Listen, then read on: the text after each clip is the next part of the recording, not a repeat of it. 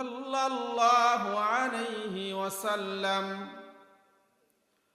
man yuridillahu bihi khayran yufakkihhu fid-din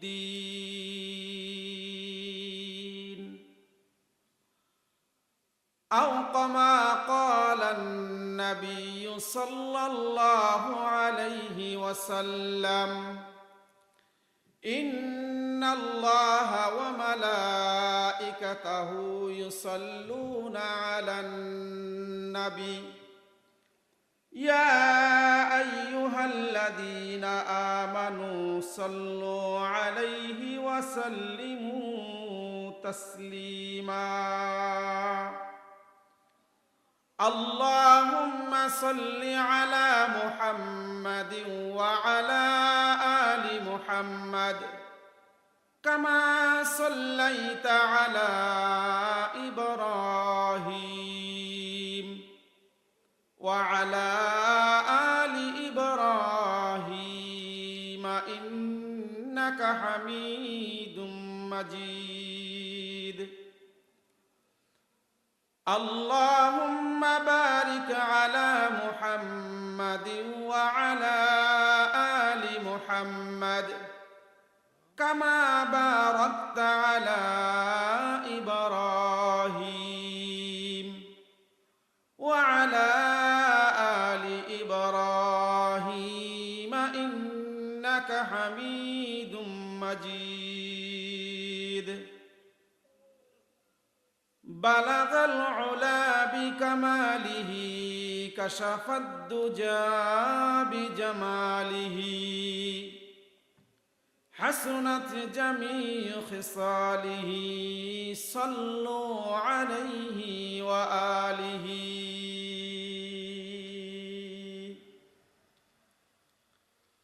এ জীবনে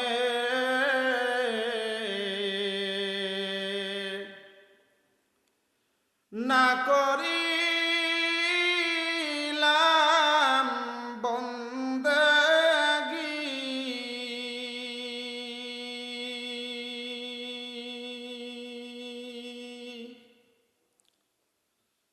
হেলায় হেলায় কাটাইলাম জিন্দেগি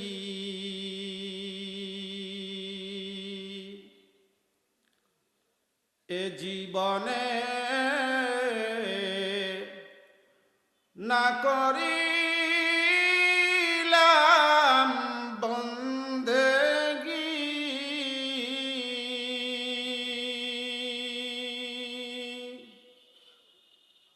হেলায় হেলায়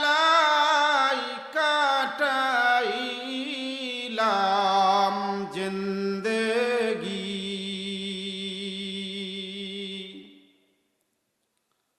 তওবা করে আবার তওবা ভাঙ্গিলাম অবশেষে খাঁটি তওবা করিলাম তওবা করে আবার তওবা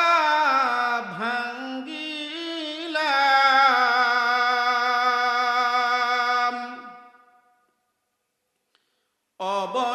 অবশেষে খাঁটি তওবা করিলাম সকলেরই দরজা হইতে আল্লাহ ফিরিয়া সকলেরই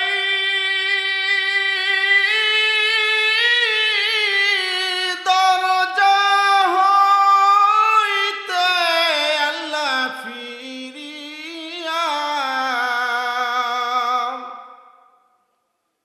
তোমারি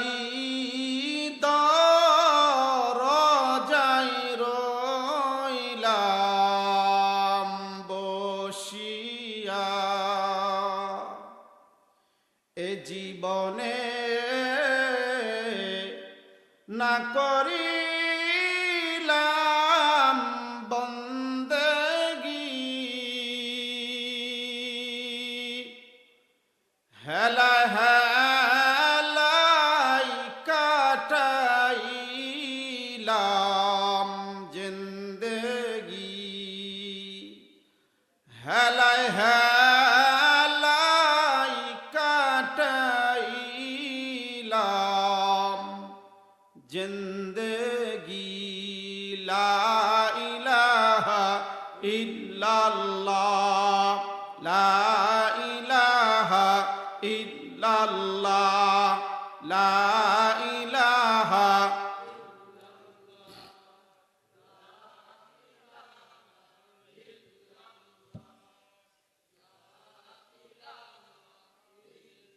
একটু আওয়াজ করে মোহাব্বতে, লা ইলাহা ইল্লাল্লাহ, লা ইলাহা ইল্লাল্লাহ, লা ইলাহা ইল্লাল্লাহ, লা ইলাহা ইল্লাল্লাহ, লা ইলাহা।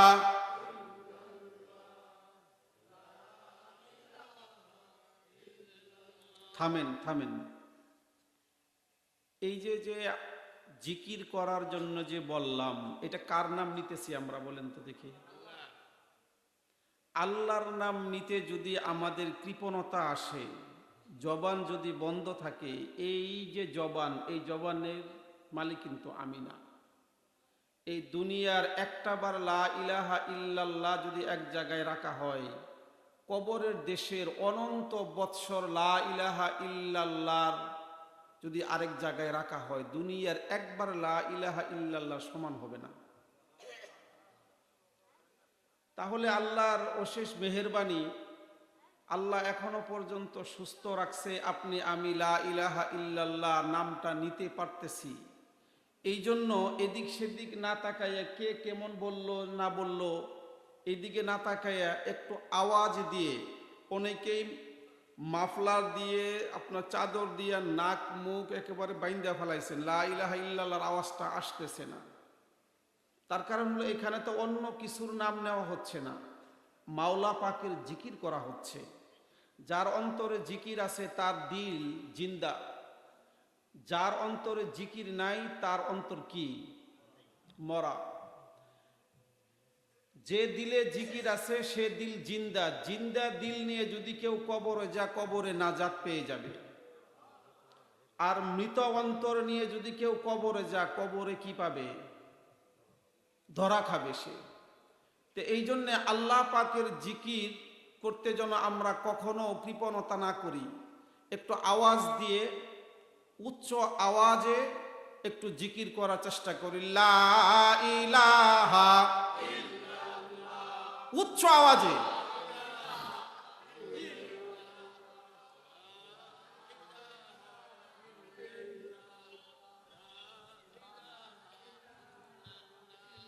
লবণ দেয় নাই,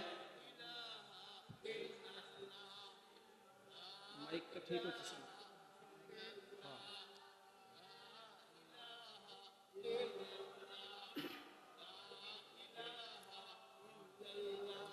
একসাথে লা ইলাহা, লা ইলাহা ইল্লাল্লাহ, লা ইলাহা।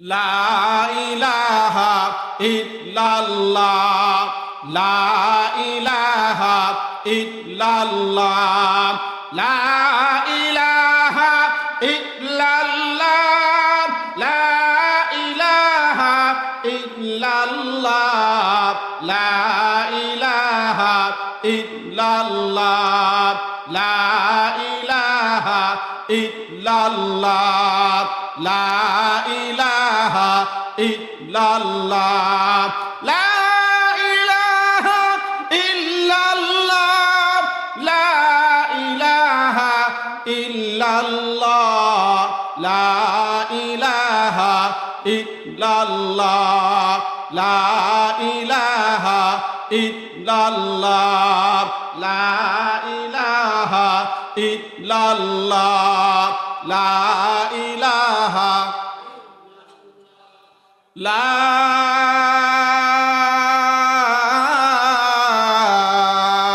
ইলাহা ইল্লাল্লাহু মুহাম্মাদুর রাসূলুল্লাহ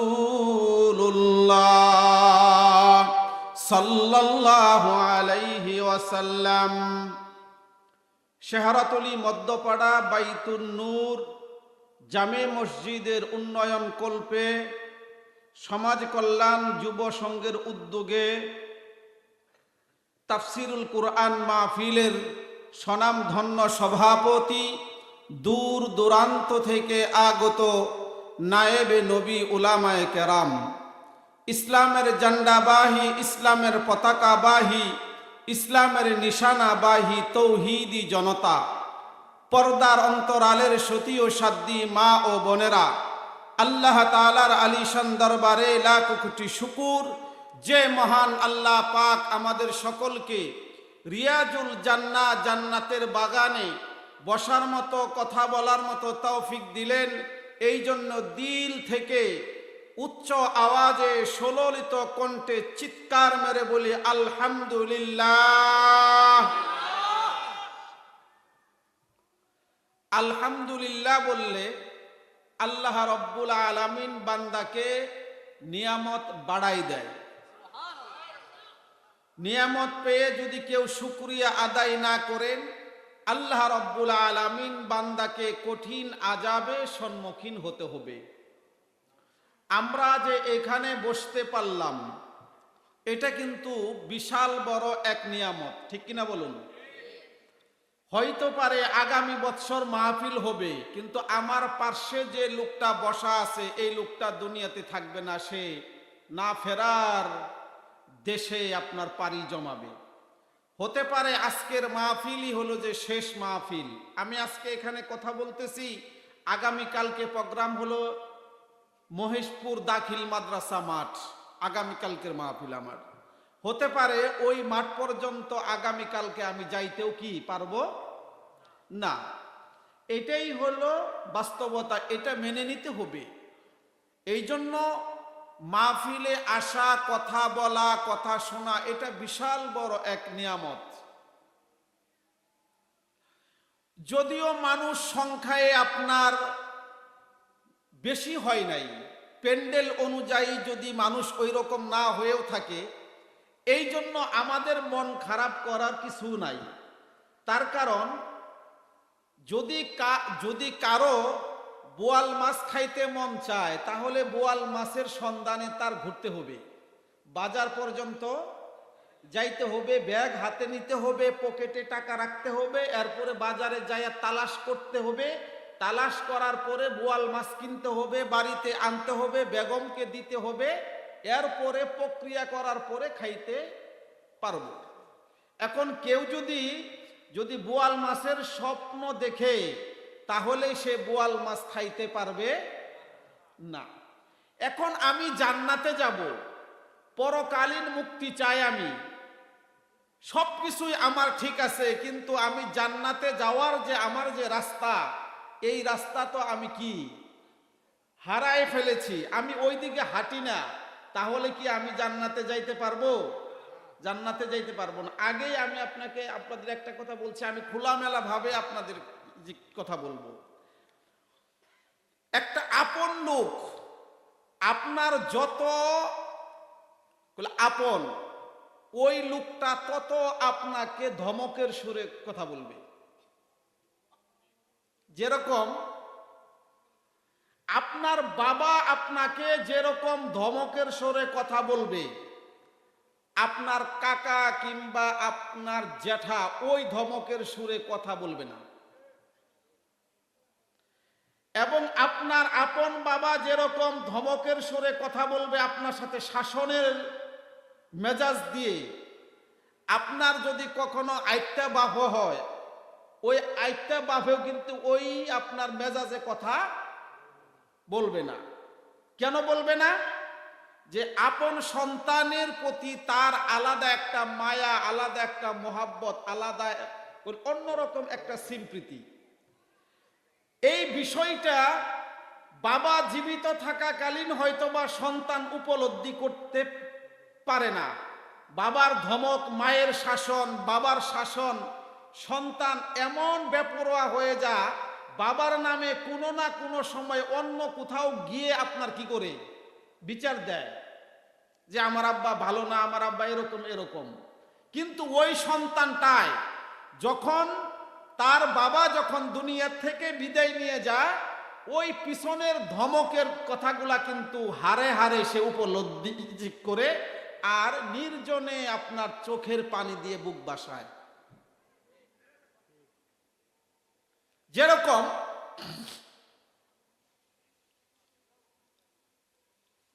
জঙ্গলের প্রাণীদের ভিতর একটা প্রাণীর নাম হলো জিরাফ। জিরাফ যখন সন্তান প্রসব করে, প্রসব করার পরে এই জিরাফ তার সন্তানকে জুড়ে জুড়ে আপনার লাথি দিতে থাকে। বলুন তো দেখি, সন্তানকে যে মোহাব্বত করে তার বাবা এবং মা, এই মোহাব্বতের ভিতরে কোনো খাদ আছে? নিঃস্বার্থভাবে যদি কোনো ভালোবাসা, প্রেম প্রীতি থাইকা থাকে, মোহাব্বত থাইকা থাকে, সেই ভালোবাসা, প্রেম প্রীতি হইল পিতামাতা। পিতামাতার চাইতে ফরমালিন মুক্ত ভালোবাসা পৃথিবীর জমিনে নাই। বউ হতে পারে আপনার জন্য জীবন দিতে রাজি, এটা সাময়িক। আপনার বইয়ের বিপক্ষে আপনি বলে যে যান, তখনই আপনার আসল বইয়ের যে চেহারাটা এটা আপনি দেখতে পাবেন। শুধু বউ না, স্বামী মোহাব্বত কতটুকু বউকে করে, স্বামীর বিপক্ষে যদি কোনো একটা স্ত্রী যায়, তখন স্বামীর আসল মোহাব্বত কতটুকু এটা সে কি বুঝতে পারে। একদম নিখুঁত ভালোবাসা হলো পিতামাতার ভালোবাসা। তার কারণ এই দুনিয়াতে বহু পিতামাতা আছেন যে পিতামাতা সন্তান অসুস্থ হলে পরে আপনার বাড়ি ঘর ভিটা সব সন্তানের সুস্থতার জন্য পিতামাতা বিসর্জন দিতে রাজি। ডাক্তারের কাছে গিয়ে পিতা এটাও বলতে বাধ্য হয় যে আমার বাল্ব, আমার হাড়, আমার কলিজা নিয়ে যদি আমার সন্তান বেঁচে থাকে, ও ডাক্তার বলে আমার এই কিডনি নিয়ে আমার সন্তানকে কি করাও, সুস্থ করো। কিন্তু পক্ষান্তরে দেখবেন কখনো যদি ওই বাবা যদি অসুস্থ হয়, বাবা যেরকম সন্তানকে সুস্থ করার জন্য যে আপনার সিদ্ধান্ত নেয়, ওই রকম সিদ্ধান্ত কিন্তু সন্তান নেয় না। অনেক ক্ষেত্রে অনেক ফ্যামিলিতে এরকম হয়, সন্তান এই কথা বলেই ফেলে, বাবার পিছনে অনেক টাকা খোয়াইছি আর খোয়ানি সম্ভব না, কিছুদিন পরে তো বাবা এমনি মারাই যাবে।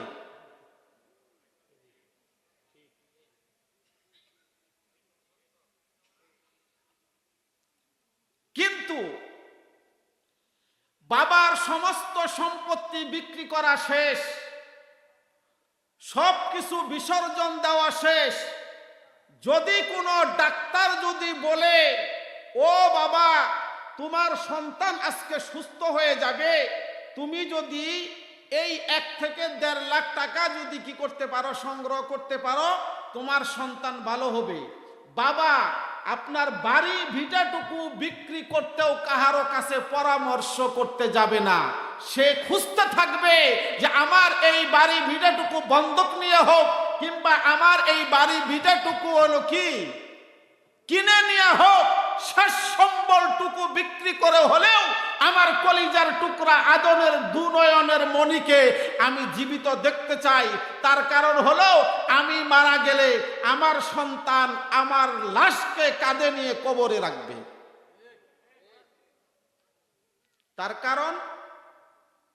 তার কারণ হলো একটাই, যে সন্তান তার লাশকে কবরে রাখবে, বাবা এটা তৃপ্তি পায়। কিন্তু বাবার কাঁধে সন্তানের লাশ, এর চাইতে বড় বোঝা আর পৃথিবীতে নাই। এই জন্যেই এই সিদ্ধান্ত আপনার একমাত্র বাবা নিতে পারে, সন্তান নিতে পারে না। তো এই জন্য সবচাইতে বেশি মহাব্বত, ফরমালিন মুক্ত মহাব্বত যদি কারো থাকে, তাহলে সেটা হলো কোথায়? বাবা মায়ের মহাব্বত, অন্য কারো নয়। এই জন্যই সন্তানকে ধমকের সুরে কথা বলে। আপনি যদি আমাকে ভালোবাসেন, দেখবেন আমাকে আপনি ধমকের সুরে কথা বলবেন, এটা বুঝতে হবে। তদ্রূপ ভাবে যে কথাটা বলছিলেন যে জিরাফ তার সন্তানকে প্রসব করার পর লাঠির উপরে রাখে, এটার হাকিকত হলো এটাই যে জিরাফ চায় আমার সন্তান প্রসব হওয়ার পরে হাঁটা চলা শিখুক। এই জিরাফের বাচ্চা যদি হাঁটা চলা না করতে পারে, তাহলে জঙ্গলার হিংস্র প্রাণী এসে এই জিরাফের বাচ্চাকে খেয়ে ফেলবে। বলুন তো দেখি, তাহলে প্রসব করার পর জিরাফ যে লাঠি দিয়া দিয়া সন্তানকে হাঁটা চালানো শিখায়, এটা কি আসলে লাঠি? এটা কি প্রহার? প্রহার নয়, এটা হলো জিরাফ হিংস্র প্রাণী থেকে তার সন্তানকে কি করে আত্মরক্ষা করার কৌশল শিখায়। তদ্রূপ ভাবে দুনিয়ার জমিনে উলামায়ে কেরাম বিভিন্ন ভাবে আমাদেরকে এই মানুষগুলা, পথগুলা মানুষগুলা যেন জাহান্নামের পথ থেকে জান্নাতের রাস্তা যেন যাইতে পারে, এই জন্য বিভিন্ন সময়ে যদি হাসি মুখে কথা বলতে হয় হাসি মুখে কথা বলে, যদি আদর দিয়ে কথা বলতে হয় আদর দিয়ে কথা বলে, যদি কখনো শাসন করতে আপনার প্রয়োজন হয় তখন তারা শাসনের সুরেই কথা বলে। আর এই কথাগুলা সবার বুঝবার মতো আপনার আকল বুদ্ধি না থাকার কারণে অনেক সময় উলামায়ে কেরামের বিপক্ষে আমরা কথা বলি।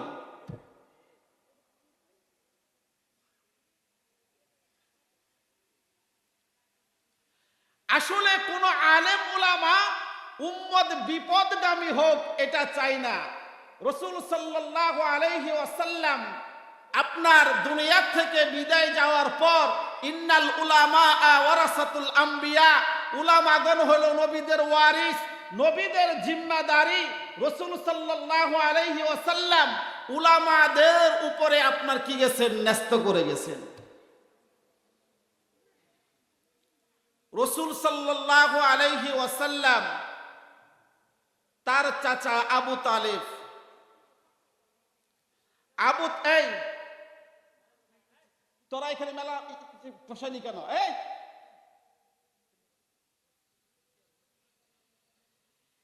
দিশেরে নষ্ট করে গায়ে দেখছো কি করছে? ভাই তোরাই করিস না একটু প্লিজ। এই তো এদিকে চল, এই এদিকে এদিকে এদিকে। আল্লাহ বিনাশ করছো, বিনাশ করছো। এই ভাই এই যে বাস এখানে কিন্তু রোগে আছে, এই এই যে সামনে, এই যে মেহেরবানি করি করো না। রাসূল সাল্লাল্লাহু আলাইহি ওয়াসাল্লাম তার চাচা আবু তালেব দুনিয়া থেকে যখন বিদায় নেবেন, এই বিদায় নেওয়াটা আল্লাহ রাসূল বরদাস্ত করতে পারছিলেন না। আবু তালিবকে রাসূল সাল্লাল্লাহু আলাইহি ওয়াসাল্লাম মৃত্যুর সময় শিহরে বসিয়া ডাক দিয়া বললেন, ও আমার চাচা।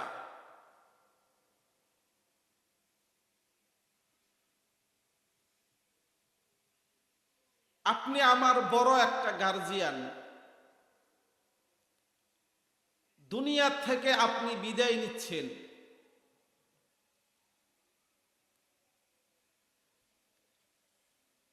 জন্মের পরে আমার বাবার চেহারা আমি দেখতে পারি নাই। ছোট্ট মাসুম অবস্থায় আমার মা দুনিয়া থেকে চলে গেছে।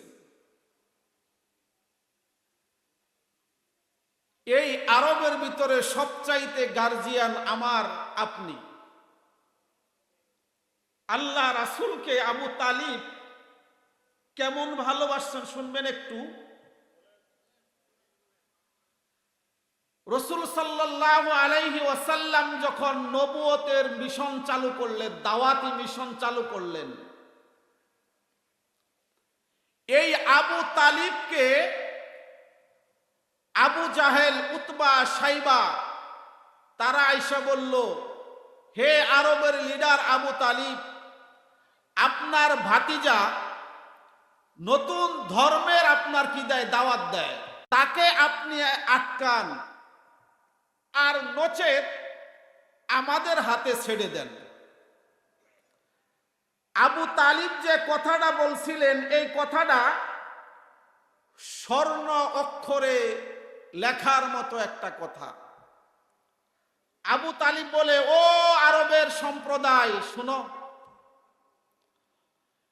আমি আবু তালিব ইসলাম ধর্ম গ্রহণ করব না বটে, কিন্তু আমি জীবিত থাকা অবস্থায় আমার ভাতিজার শরীরে একটা আঁচড় লাগবে, এটা আমি কখনো বরদাস্ত করব না।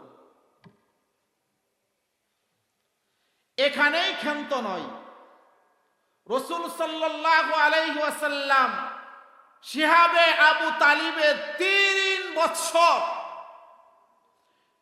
বছর জেলখানার ভিতরে আবদ্ধ ছিলেন। কয় বছর? 3টা বছর আল্লাহ রাসূল জেলখানার ভিতরে বন্দী অবস্থায় ছিলেন। 3টা বছর কি 4টাখানি কথা? শুধু এই জেলখানার ভিতরে বন্দী অবস্থায় ছিল না, এই এরকম জেলখানা, যে জেলখানার ভিতরে বাহির থেকে কোনো লোক এদের সাথে দেখা সাক্ষাৎ করতে পারত না, এবং তারাও অন্য কোনো লোকদের সাথে কথা বলতে পারত না। কিতাবের ভিতরে এসেছে সাহাবীদের পায়খানা বকরির লেদার মতো আপনার কি অবস্থা হয়ে গেছিল। সাহাবীরা গাছের পাতা পর্যন্ত আপনার খেয়েছে। এই 3 বছর আল্লাহ রাসূল যে জেলখানার ভিতরে আবদ্ধ ছিল, এই 3টা বছর আবু তালিব রাসূল সাল্লাল্লাহু আলাইহি ওয়াসাল্লামের কি ছিল, পাশে ছিল। তাহলে আল্লাহ রাসূলকে আবু তালিব কেমন মহব্বত করতেন বলেন তো দেখি। এই আবু তালিব যখন দুনিয়ার থেকে যখন বিদায় নেবে, আল্লাহ রাসূল আবু তালিবের শিয়রে বসিয়া 2 ফোঁটা চোখের পানি ছেড়ে দিয়ে ডেকে বলতেছে, চাচা,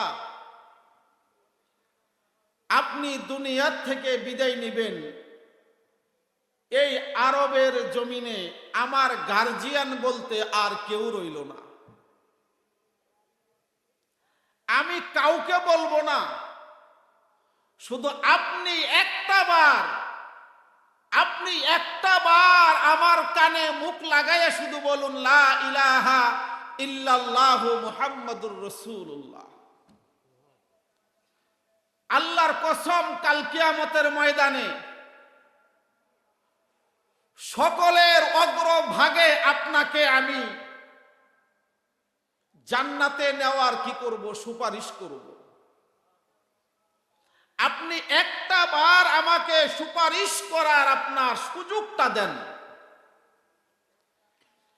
এমন সময় যখন আল্লাহ রাসূল আবু তালিবের সাথে কথা বলতেছে, আবু জাহেল তখন আবু তালিবকে বলতেছে, ও আরবের মহামান্য লিডার, আপনি আমাদের বয়োজ্যেষ্ঠ মুরব্বী, আমাদের নয়নের মণি, আপনি দুনিয়া থেকে বিদায় নিচ্ছেন। এই সময়ে মৃত্যুর ভয়ে আপনি আব্দুল্লাহর পোলা মুহাম্মদের ধর্ম দীক্ষিত হয়ে কালেমা পড়ে মুসলমান হয়ে বেঈমান হয়ে মারা যাবেন। নাউজুবিল্লাহ বলবেন না? এই যে আবু জাহেলের এই যে পটানো কাউন্সিল, এই কাউন্সিলটা প্রভাবিত হইয়া আবু তালিব আর কালেমা পড়তে পারে নাই। আল্লাহ রাসূল আবু তালিবকে কালেমা পড়ার জন্য তানকিন করতেছে, কিন্তু আবু তালিব কালেমা পড়তে পারল না। আল্লাহ রাব্বুল আলামিন বলেন, মাইয়াহদিয়াল্লাহু ফালা মুদিল্লা লা ওয়া মান ইউদ্লিলহু ফালা হাদিয়া লা। হে নবী, আল্লাহ রাব্বুল আলামিন যাকে হেদায়েত দিবে, দ্বীনের পথে আনবেন, কেউ তাকে পথভ্রষ্ট করতে পারবে না। আর আল্লাহ রাব্বুল আলামিন যাকে পথ দেখাবে না, হেদায়েত দিবে না, তাকে কেউ আপনার হলো যে কি দ্বীনের পথে আনতে পারবে না। আর আল্লাহ রাব্বুল আলামিন যাকে পথ দেখাবে, তাকেও কেউ পথভ্রষ্ট করতে পারবে না।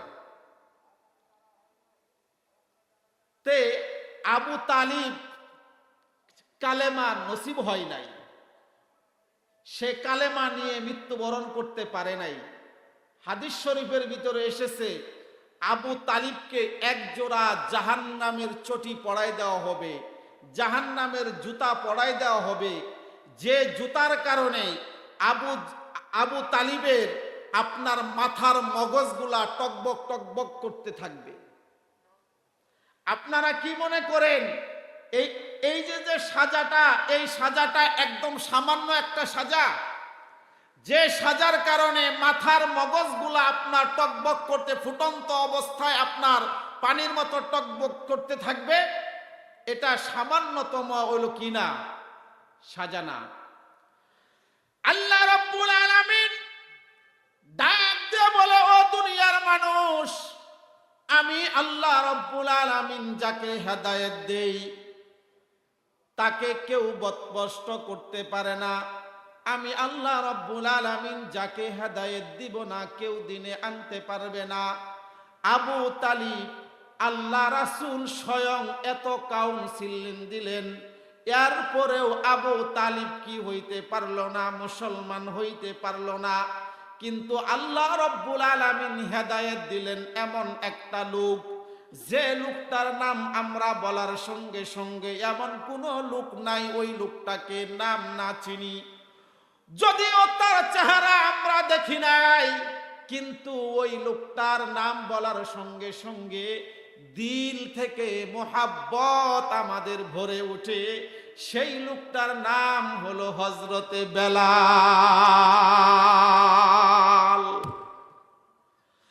হযরতে বেলাল রাদিয়াল্লাহু তাআলা আনহু সম্ভ্রান্ত পরিবারের লোক নয়, সম্ভ্রান্ত পরিবারের লোক নয়।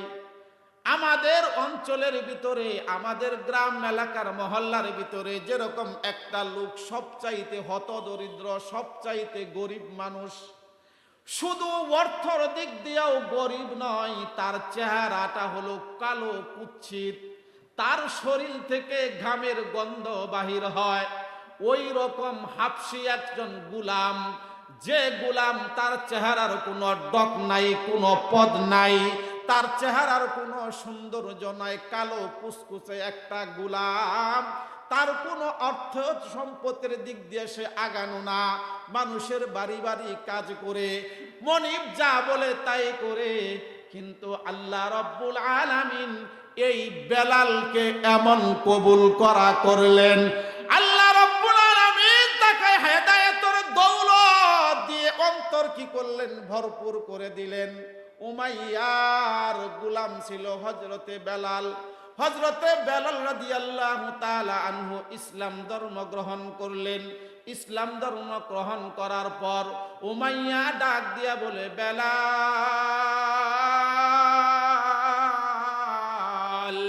শুনতে পাইলাম তুই ইসলাম ধর্ম গ্রহণ করেছিস। বেলাল রাদিয়াল্লাহু তাআলা আনহু ডাক দিয়া বলে, হ্যাঁ মনিব, আমি ইসলাম ধর্ম গ্রহণ করেছি। উমাইয়া ডাক দিয়া বলে, বেলাল, এই ইসলাম ধর্ম গ্রহণ করার খেসারত কি হবে তুই কি জানস? বেলাল রাদিয়াল্লাহু তাআলা আনহু ডাক দিয়া বলে, উমাইয়া, ইসলাম ধর্ম গ্রহণ করেছি, এই জন্য জীবন বিসর্জন দিতে প্রস্তুত আছি, কিন্তু এই অন্তর থেকে কালেমা মুসন হবে না। উমাইয়া ডাক দিয়া বলে, বেলাল, একটু বুঝে শুনে কথা বল, এর কিন্তু চরম খেসারত দিতে হইবে। এখনো সময় আছে, কালেমা পরিত্যাগ করিয়া আমাদের ধর্মের দিকে চলে আ, মুসলমান ধর্ম ত্যাগ কর। হযরতে বেলাল রাদিয়াল্লাহু তাআলা আনহু ডাক দিয়ে বলে, উমাইয়া, যে ইসলাম ধর্ম গ্রহণ করেছে ওই ধর্ম কখনো ছাড়তে রাজি না।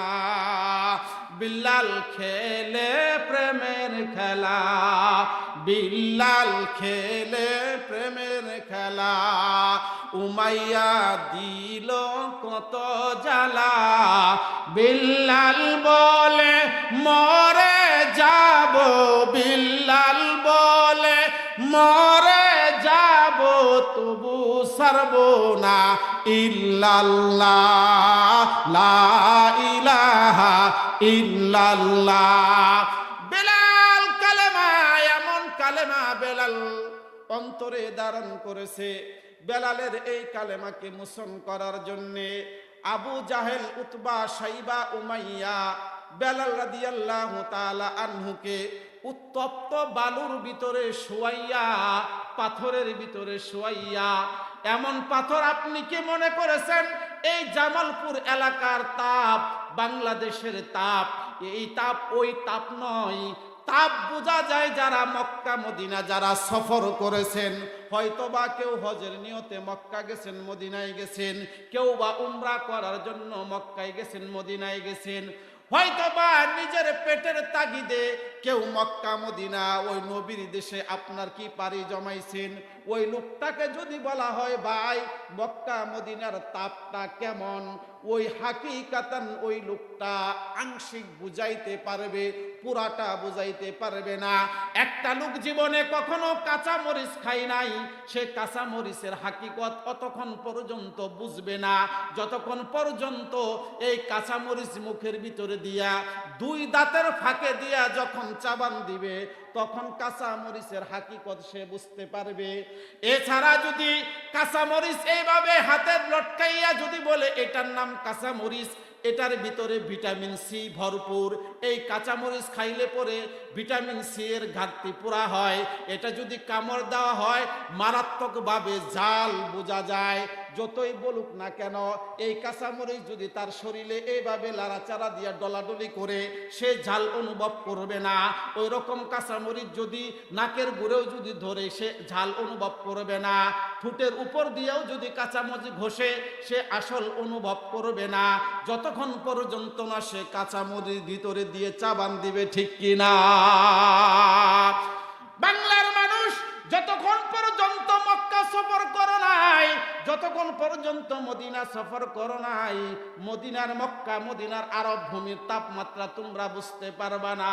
যখন হোটেল থেকে যখন হাজিরা, যখন সকালবেলা ফজরের নামাজের সময় বাহির হয়, সকালে যখন ফজর নামাজের সময় বাহির হয়, তখন যে হাওয়াটা আসে, এই হাওয়াটা মনে হয় এই চেহারা পুরিয়া যাইতেছে।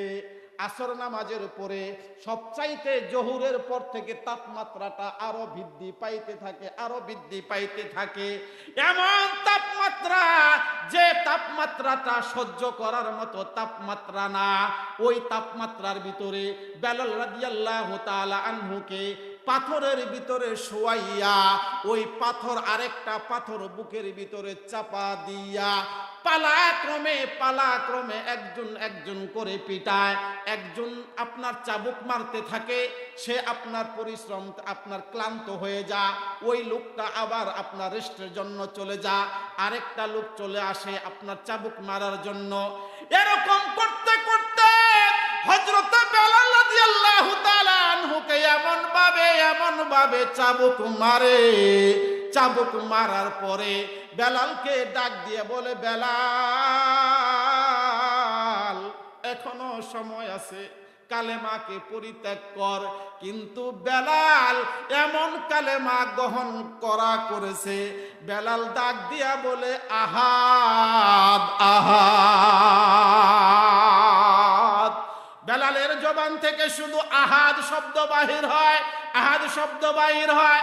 বেলাল রাদিয়াল্লাহু তাআলা আনহু ইসলাম ধর্ম গ্রহণ করতে ইসলাম ধর্ম থেকে পরিত্রাণ পাইতে রাজি না, সে ইসলামের ভিতরে থাকবে। আল্লাহ রাব্বুল আলামিন ডাক দিয়ে বলে, ওয়ালা তাহিনু ওয়ালা তাহজানু ওয়া আনতুমুল আ'লাউনা ইন কুনতুম মুমিনিন। ও দুনিয়ার মানুষ, তোমাদের দুঃখ করো না, তোমাদের কনটেনশন করার মতো কিছুই নাই। তোমরা যদি মুমিনের সার্টিফিকেট যদি অর্জন করতে পারো, তোমাদের দিলের ভিতরে যদি মুমিনের সার্টিফিকেটটা নিয়ে যদি কবরে আসতে পারো, তোমাদের কোনো চিন্তা নাই, কোনো ডর নাই। ওয়া আ'লাউনা ইন কুনতুম মুমিনিন, যদি তোমরা মুমিন হতে পারো তাহলে আমি আল্লাহ রাব্বুল আলামিন দুনিয়ার জমিনে তোমাদেরকে জয়ী করব। জয়ী করব কয় কিসের বিনিময়ে? মুমিনের সার্টিফিকেট যদি কেউ লাগাইতে পারো তাহলে জয়ী হইবে। কেমন জয়ীটা হয়েছে? একজন হাবশী গোলাম, যে গোলামের কাজ হলো মনিবের বাসায় কাজ করা, আল্লাহ রাব্বুল আলামিন হযরতে বেলাল রাদিয়াল্লাহু তাআলা আনহুকে কেমন জয়ী করা করলেন, কেমন জয়ী করা করলেন।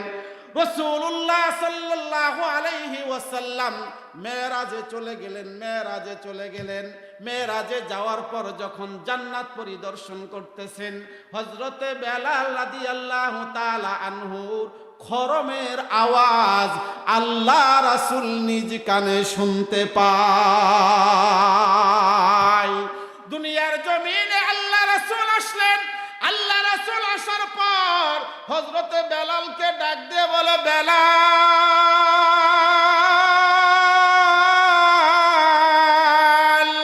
তুমি এমন কি আমল করো যে আমল করার কারণে যখন আমি জান্নাত ঘুরতেছিলাম, জান্নাত যখন দেখতেছিলাম, আমি লক্ষ্য করিয়া দেখি গো আমার কানে তোমার পায়ের আওয়াজ শুনতে পাই। চিৎকার বেড়ে বলুন সুবহানাল্লাহ।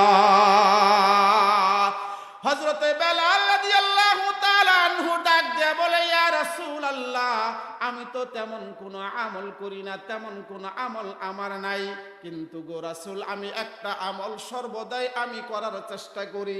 সেই আমলটা হলো এই, আমার যখন ওযু ছুটিয়া যায় সঙ্গে সঙ্গে আমি কি করি, ওযু করিয়া নেই। আর ওযু করার পর আমি 2 রাকাত তাহিয়াতুল ওযুর নামাজ আদায় করি। আল্লাহ রাসূল ডাক দিয়ে বলে, বেলাল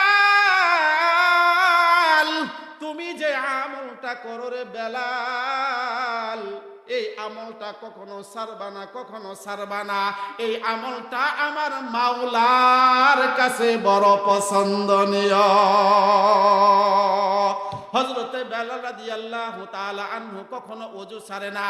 ওযু শেষ হওয়ার সঙ্গে সঙ্গে সে 2 রাকাত আপনার ওযু করিয়া 2 রাকাত আপনার নামাজ পড়ে একজন হাবশী গোলামকে আল্লাহ রাব্বুল আলামিন কেমন বিজয় দান করলেন, কেমন বিজয় দান করলেন। হযরতে বেলাল রাদিয়াল্লাহু তাআলা আনহু সাধারণ একজন গোলাম, তথাপিও রাসূলুল্লাহ সাল্লাল্লাহু আলাইহি ওয়াসাল্লামের মসজিদে নববী, দুনিয়ার জমিনে হারামাইন আর শরীফাইন। হারামাইন বলা হয় বাইতুল্লাহ আল্লাহর ঘর, শরীফাইন বলা হয় রাসূল সাল্লাল্লাহু আলাইহি ওয়াসাল্লাম মদিনার মসজিদ। আল্লাহ রাসূল বলেছেন, ও দুনিয়ার মানুষ, দুনিয়ার মানুষ সারা দেশ থেকে যেখান থেকে তুমি যে ব্যক্তি আমার উপরে দরুদ পড়ে, একবার দরুদ পড়ে, এই দরুদের সওয়াব আমার উম্মতের সালামটুকু পড়ার সঙ্গে সঙ্গে একটা ফেরেশতা আল্লাহ রাব্বুল আলামিন নিযুক্ত করে দেয়, আর ওই ফেরেশতা আমার উম্মতের সালাম সরাসরি আমার রওজায়ে আতহারে পৌঁছায়া দেয়। শুধু দরুদে তার কথা বলে না, তার সালামটুকু শুধু পৌঁছায় না, যে ব্যক্তিটা দরুদ পড়লো ওই দরুদ যে ব্যক্তি পড়েছে তার মার নাম সহ, তার বাবার নাম সহ আমি রাসূলুল্লাহ সাল্লাল্লাহু আলাইহি ওয়াসাল্লামের রওজা আতহারে পৌঁছায় দেয়। চিৎকার মেরে বলুন সুবহানাল্লাহ। আল্লাহ রাসূল বলে গেছেন, দুনিয়ার মানুষ যদি কোনো ব্যক্তি আমার রওজার সম্মুখে আসিয়া দাঁড়াইয়া যায়, রওজার সম্মুখে দাঁড়াইয়া যদি কোনো ব্যক্তি আমাকে সালাম দেয়, আসসালামু আলাইকা ইয়া রাসূলুল্লাহ, আসসালাতু ওয়াসসালামু আলাইকা ইয়া নবিয়াল্লাহ, আসসালাতু ওয়াসসালামু আলাইকা ইয়া হাবিবাল্লাহ, যদি কোনো উম্মত আমার রওজার পাশে দাঁড়াইয়া সালাম পড়ে, এই সালামের জবাব আমি রাসূল নিজের জবান দিয়ে দিয়ে থাকি। শুধু তাই নয়, যে ব্যক্তি আমার রওজার সম্মুখে আসিয়া সালাম পড়লো, আমি রাসূল তার সালামের জবাব আমি দেই। সে হতে পারে আমাকে দেখে নাই, কিন্তু আমি রাসূল কিন্তু তাকে দেখে ফেলেছি। ও ভাই, ও দুস্থ বুজুর্গ, লক্ষ লক্ষ মানুষ হজে যায়, হাজার হাজার মানুষ হজে যায়, বাংলাদেশ থেকে লক্ষ লক্ষ মানুষ হজে পাড়ি জমায়, কিন্তু ওই যে আল্লাহ রাসূলের রওজার সম্মুখে দাঁড়াইলো, কতটুক পর্যন্ত আল্লাহ রাসূলের মহাব্বত তার অন্তরে আছে আমার জানা নাই, আল্লাহ রাসূলের প্রেম কতটুকু আছে আমার জানা নাই। বহু হাজিরা ওই সবুজ গম্বুজের দিকে তাকাইতে সময় লাগে, ফেল ফেল করে চোখের পানি ফেলতে সময় লাগে না। বহু হাজিদেরকে আমি দেখেছি আল্লাহ রাসূলের রওজার সাইড দিয়ে এইভাবে যাইতেছে, মোবাইল এইভাবে দরিয়া ভিডিও করতেছে, নিজের সেলফি উঠাইতেছে, বন্ধু বান্ধবদেরকে বিভিন্ন ভাবে আপনার ভিডিও ক্যামেরা দিয়ে দেখাইতেছে। আমি বলতে চাই, ও বন্ধু, যে রাসূলের সম্মুখে তুমি হাজিরা দিছ, আল্লাহ রাসূলকে তুমি দেখো না, আল্লাহ রাসূল কিন্তু তোমাকে ঠিকই দেখতেছে। তোমার কি এই সাহস কেমনে হইল? তুমি রাসূলের রওজার সম্মুখে দাঁড়াইয়া তুমি ছবি উঠাইলা, আল্লাহ রাসূলের রওজার সম্মুখে দাঁড়াইয়া তুমি কি করলা? ক্যামেরা ধরলা। এই সাহস তোমার কে দিল? আমি কিছুদিন আগে মক্কা মদিনায় আপনার কি করলাম, সফর করলাম। অনেক জায়গায় আমি কি করেছি, ভিডিও করেছি। একটা ভিডিওর ভিতরে আমার চেহারা কেউ দেখতে পারে নাই, আমিও ভিডিওগুলা আমি চেহারার ক্যামেরার ভিতর থেকে আমি কি করছি, ভিডিও করছি। কিন্তু আল্লাহ রাসূলের রওজায় যখন আমি ঢুকেছি, আমি কখনো এই ক্যামেরাটা আল্লাহ রাসূলের রওজার দিকে আমি তাক করাইতে পারি নাই।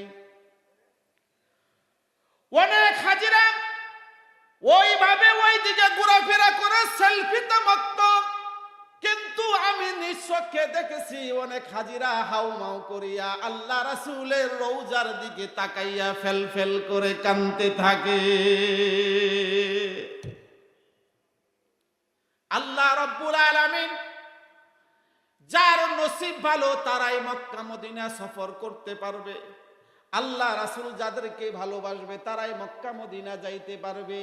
যদি ভালোবাসা যদি না জন্মাইতে পারো, আল্লাহ রাসূলের প্রেম যদি তুমি যদি অন্তরে যদি ধারণ করতে না পারো, তাহলে তুমি মক্কা মদিনা যাবা, একটা পিকনিকের মতো শুধু সফর করে আসবা। কক্সবাজার বিভিন্ন জায়গায়, চাইনা বিভিন্ন জায়গায়, জাপান আমেরিকা যাও, যেরকম ভাবে তোমার ভিতরে ওই রকম অনুভূতি, মক্কা মদিনায় যাবা সেম অনুভূতি। কিন্তু আল্লাহ রাসূলের প্রেম ভালোবাসা মোহাব্বত নিয়ে যদি তুমি মক্কা মদিনায় যাও, কাবার সম্মুখে দাঁড়িয়ে বা কাবাটা দেখতেই মন চাবে, দেখতেই মন চাবে। রাসূলের রওজার দিকে তাকাইবা, শুধু রওজার দিকে শুধু তাকায়ে থাকতেই মন চাবে।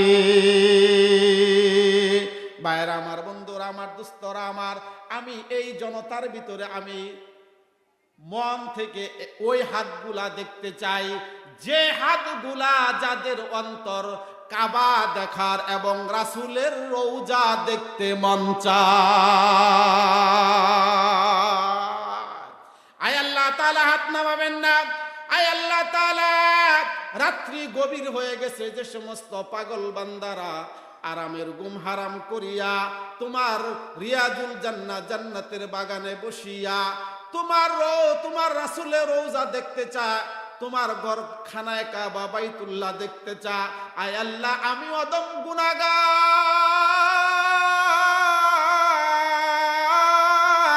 এই গুনাহগারের সঙ্গে যারা হাতে হাত মিলাইয়া হাত তুলেছে, আল্লাহ আমি দোয়া করে গেলাম, এই হাত তুলুই না বান্দারা যেন প্রত্যেকেই তোমার ঘর বাইতুল্লাহ তাওয়াফ করতে পারে, তোমার রাসূলের রওজা জিয়ারত করতে পারে, সেই তৌফিক দাও, আমিন।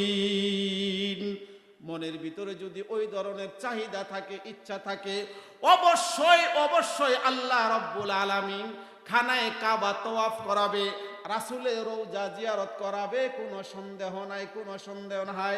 ভাইরা আমার, বন্ধুরা আমার, দোস্তরা আমার, আমি যে কথাটা বলতেছিলাম, হযরতে বেলাল রাদিয়াল্লাহু তাআলা আনহু একটা হাবশী গোলাম থাকা সত্ত্বেও উমাইয়া, উতবা, সাইবা, আবু তালেব আল্লাহ রাসূলকে এত মহব্বত করছেন, এত ভালোবাসে, এই ভালোবাসা আল্লাহ রাব্বুল আলামিন কবুল করে নাই।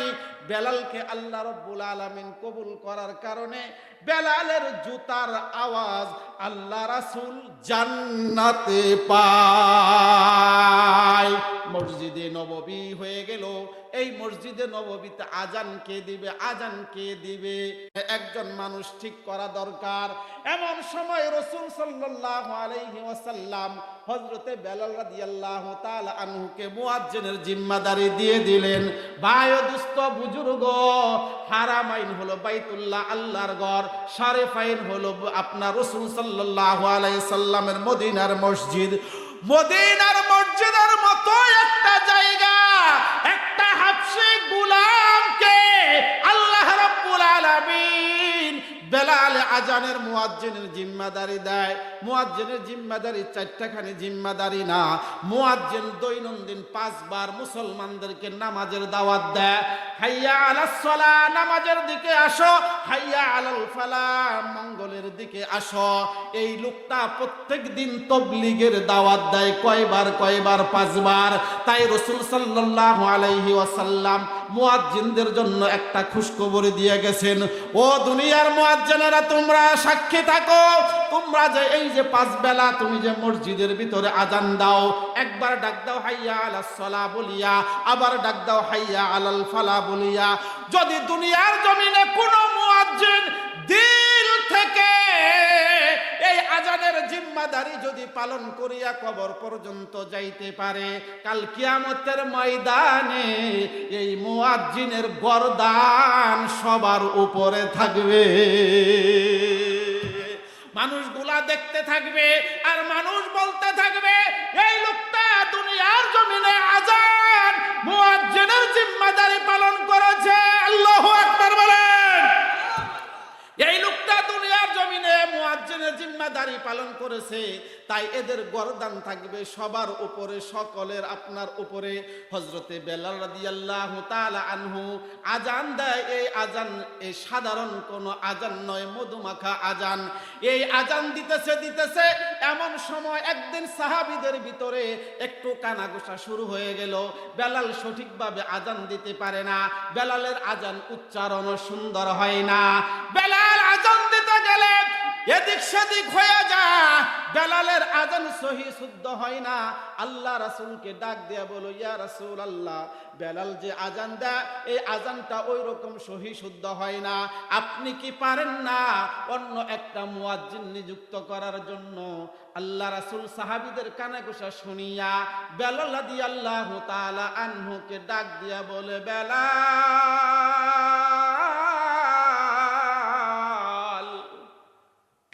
আজকে তুমি আজান দিও না, অন্য লোক আজান দিবে। ভাই আমার, বন্ধু আমার, দোস্ত আমার, বলুন তো দেখি, বেলাল যে আজান দিত এই আজান কি বিনিময়ে কোনো টাকা দেওয়া লাগতো? কোনো পারিশ্রম আসিল কিনা? বেলাল আজান দেয়, আল্লাহু আকবার ধ্বনি, আল্লাহু আকবার ধ্বনি। এই আল্লাহু আকবার ধ্বনিকে বুলন্দ করার জন্য বেলাল 5 বেলা আজান দেয়। একটা মুয়াজ্জিন শুধু বলতে পারবে, যে দিল থেকে আজান দেয় সে বলতে পারবে আজানের কি মজা, আজানের কি মজা। সবাই ঘুমায়া যা, ঘুমাইয়া যা। ফজরের নামাজের যখন সময় হয়ে যা, মুয়াজ্জিন কখনো ঘুমাইতে পারে না। যদিও শরীর ক্লান্ত, যদিও শরীর লড়তে চড়তে পারে না, মন চায় আরেকটু ঘুমাইয়া থাকি, আরেকটু বিশ্রাম নেই। কিন্তু যখন আজানের সময় হয়ে যা, তার অন্তরের ভিতরে আল্লাহর প্রেম জাগ্রত হয়ে যায়, ঠিক কিনা? আল্লাহর প্রেম যদি জাগ্রত না হয়, তাহলে ওই মুয়াজ্জিন কখনো 5 বেলা আজান দেওয়া তার জন্য সম্ভব নয়, সম্ভব নয়। এই পুষ এবং মাঘ মাসে লেপকে অপেক্ষা করিয়া, আরামের ঘুমকে হারাম করিয়া মুয়াজ্জিন আজান দিয়ে দেয়। কিন্তু ওই আজানের ভিতরে কেউ যদি ব্যাঘাত সৃষ্টি করে, তার অন্তর জানে কি হালত হয়। আল্লাহ রাসূল বলেছে, বেলাল, তুমি আজকে আজান দিতে যাও না, আজান দিতে যাও না। যেই মাত্র আল্লাহ রাসূল বলেছেন বেলাল যেন আজান না দাও, এই কথা শোনার পর বেলালের আর ঘুম কি জিনিস হয় না। রাত্রি বেলায় বেলাল সাজদায় পড়ে মাওলাকে ডাক দেয়, মাওলা, তোমার নাম বুলন্দ করার জন্য, তোমার নাম জপ করার জন্য আমি বেলাল আমার জীবনকে বিসর্জন দিয়েছি। কিন্তু আজকে মসজিদে নববীতে আমার আজান উচ্চারিত হবে না। আল্লাহ রাসূল বলেছে, আমাকে আজান যেন আমি না দেই, তামাম পৃথিবীর এমন কোন মানুষ নাই আমাকে দিয়ে আজান দেওয়াইতে পারবে। আয় আল্লাহ, আমি কি পারবো না আর মসজিদে নববীতে আজান দিতে? বেলাল রাতের ঘুম হারাম হয়ে গেছে। বেলাল সাজদায় পড়ে চোখের পানি কান্দে, যার যার হয়ে বেলাল কাঁদতেছে। এই দিক দিয়া যখন আজানের সময় হয়ে গেছে, অন্য মুয়াজ্জিন যখন আজান দিয়ে দিছে, মসজিদে নববীর ভিতরে আজান দিয়ে দিছে। ও ভাই, ও দোস্ত, বুজুর্গ, আমি এখন এমন একটা কথা আমি আপনাদের সম্মুখে নিয়ে আসতেছি। সেই কথাটা যদি বুঝে থাকেন, হৃদয় থেকে যদি উপলব্ধি করতে পারেন, তাহলে এমন জোরে একটা চিৎকার মারবেন, বেলাল যেরকম আজান দেয়, আজান দেওয়ার ওই আজানের ধ্বনি আরশে আজিমে পৌঁছায় যা।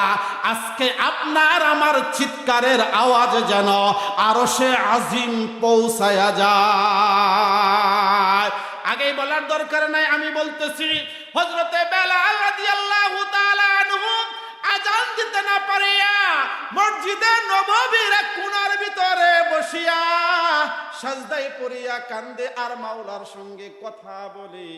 মাওলা আর বেলাল, মাওলা আর বেলালের সঙ্গে ডাইরেক্ট কানেকশন হয়ে গেছে। এইখানে কোনো আর ফারাক নাই, এইখানে আর কোনো বাধা নাই, এমন কানেকশন হয়ে গেছে। অন্য মুয়াজ্জিন যখন মসজিদের ভিতরে আজান দিয়ে দিছে, সাহাবীরা মসজিদের জামাতের জন্য অপেক্ষমান। কিন্তু আল্লাহ রাসূল মসজিদে নববীতে আসে না। অনেকক্ষণ হয়ে গেল মসজিদে নববীতে আসে না। কিন্তু কেন আসে না, কেন আসে না? বেলাল যে আজান দেয় নাই, সুবহে সাদিক পর্যন্ত হইতেছে না, রাত্রি পোষাইতেছে না। রাত্রি না পোষানোর কারণে আল্লাহ রাসূল অপেক্ষায় আছে। আল্লাহ রাসূল অপেক্ষায় থাকার পর জিবরাইল আমিন আল্লাহ রাসূলের নিকট ওহী নিয়ে হাজির হয়ে গেছে। আল্লাহ রাসূল জিবরাইলকে ডাক দিয়ে বলে, জিবরাইল, অনেক আগে আজান হয়ে গেছে, কিন্তু এখনো তো রাত্রি পোষায় নাই, তার কারণ কি? জিবরাইল আমিন ডাক দিয়া বলে, ইয়া রাসূলুল্লাহ, প্রতিদিন হযরতে বেলাল মসজিদ নববীতে আজান দেয়, মসজিদে নববীতে আজান দেয়। আজকে হযরতে বেলাল মসজিদে নববীতে আজান দেয় নাই গো, দেয় নাই। আজকে হযরতে বেলাল মসজিদে আজান দেওয়ার না কারণে এই আজান আরশে আজিমে পৌঁছায় না।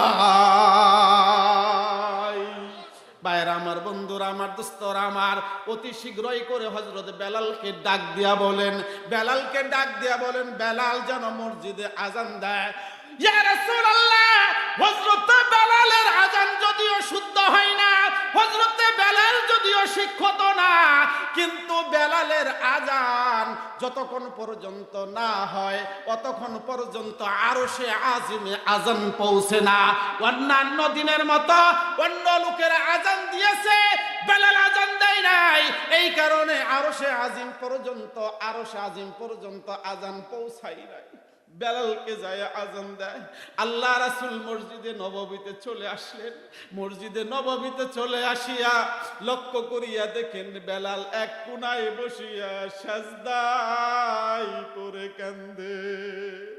নবী আমার বেলালের হাত বুলাইয়া ডাক দিয়ে বলে, বেলাল, তোর কলবটা এত পাকাপুক্ত, তোর অন্তরটা এত এত ক্লিন, এত সুন্দর হয়েছে। বেলাল, তুই যদি আজকে মসজিদে নববীতে আজান না দাও গো, কতক্ষণ পর্যন্ত দুনিয়ার ভিতরে দিন প্রকাশ পাবে না।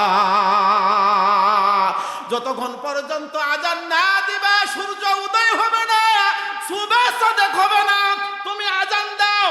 হযরত বেলাল এই কথাটা শুনিয়া আল্লাহু আকবার বলে মসজিদে নববীতে যখন কি দিয়ে দিলেন, আজান দিয়ে দিলেন। আজান দেওয়ার সঙ্গে সঙ্গে আরশে আজিম পর্যন্ত আজান পৌঁছায়া যায়। আস্তে আস্তে সুবে সাদেক হয়ে গেল। চিৎকার মেরে বলুন সুবহানাল্লাহ। আমার আল্লাহ রাব্বুল আলামিন ডাক দিয়ে বলে, ওয়ালা তাহিনু ওয়ালা তাহজানু ওয়া আনতুমুল আ'লাউনা ইন কুনতুম মুমিনিন। তোমরা যদি মুমিন হতে পারো, মুমিনের সার্টিফিকেট যদি অর্জন করতে পারো, আমি আল্লাহ রাব্বুল আলামিন একটা ওয়াদা করতেছি, দুনিয়ার জমিনে তোমরা বিজয় হবা। যদি মুমিনের সার্টিফিকেট অর্জন করতে পারো, তোমাদের দুঃখ নাই, তোমাদের কষ্ট নাই, তোমরা কখনো বিভ্রান্তিতে পড়বা না যদি তোমরা মুমিন হও। ভাইরা আমার, বন্ধুরা আমার, দোস্তরা আমার, আল্লাহ রাসূলের এত সহচর সাথী হইয়া আবু তালেব যেখানে আপনার হেদায়েত পায় নাই, কালেমা যেখানে নসিব হয় নাই, হযরতে বেলাল রাদিয়াল্লাহু তাআলা আনহু একজন হাবশী গোলাম হওয়ার সত্ত্বেও তার ভাগ্যে, তার নসিবে কালেমা নসিব হয়েছে। হেদায়েত বড় দামি একটা জিনিস। এই হেদায়েত আল্লাহ রাব্বুল আলামিন সবাইকে দেয় না, আল্লাহ যাকে ভালোবাসে তাকে হেদায়েত দেয়। ভাইরা আমার, বন্ধুরা আমার, দোস্তরা আমার, যারা হজে গিয়েছেন, যারা উমরায় গিয়েছেন, তারা দেখেছেন যতগুলা হাজি আপনার মদিনায় ঢুকে আমার মন সাক্ষী দেয় এমন কোন হাজি নাই যে হাজি হযরত বেলালকে না খুঁজে। আল্লাহ রাসূলের রওজা যারা দেখেছেন, সবুজ গম্বুজ,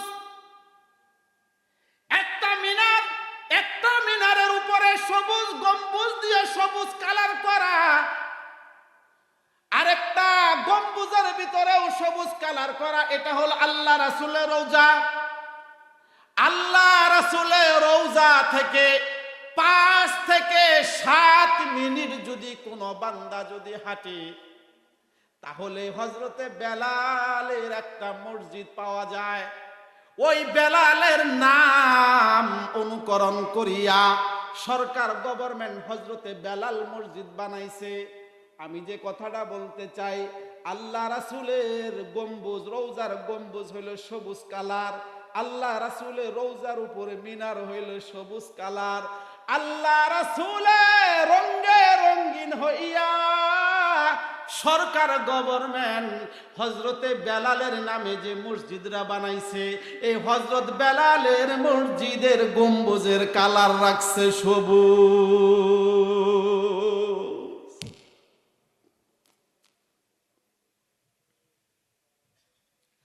একজন হাবশী গোলাম আল্লাহ কেমন কবুল করা করলে হযরতে বেলালের মসজিদের কালারটা হয় গম্বুজের সবুজ কালার।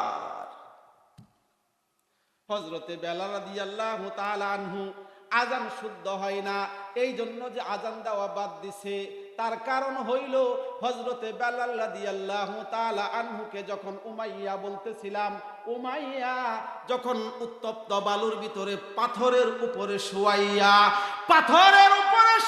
দিছে হযরতে বেলালকে, শুধু শোয়াইয়া দিয়াই ক্ষান্ত হয় নাই, এই জিহ্বাটার ভিতরে আংটা লাগাইয়া দূরে আপনার রশি দিয়া টানিয়া রাখছে, বেলাল যেন আল্লাহর নাম উচ্চারণ করতে না পারে।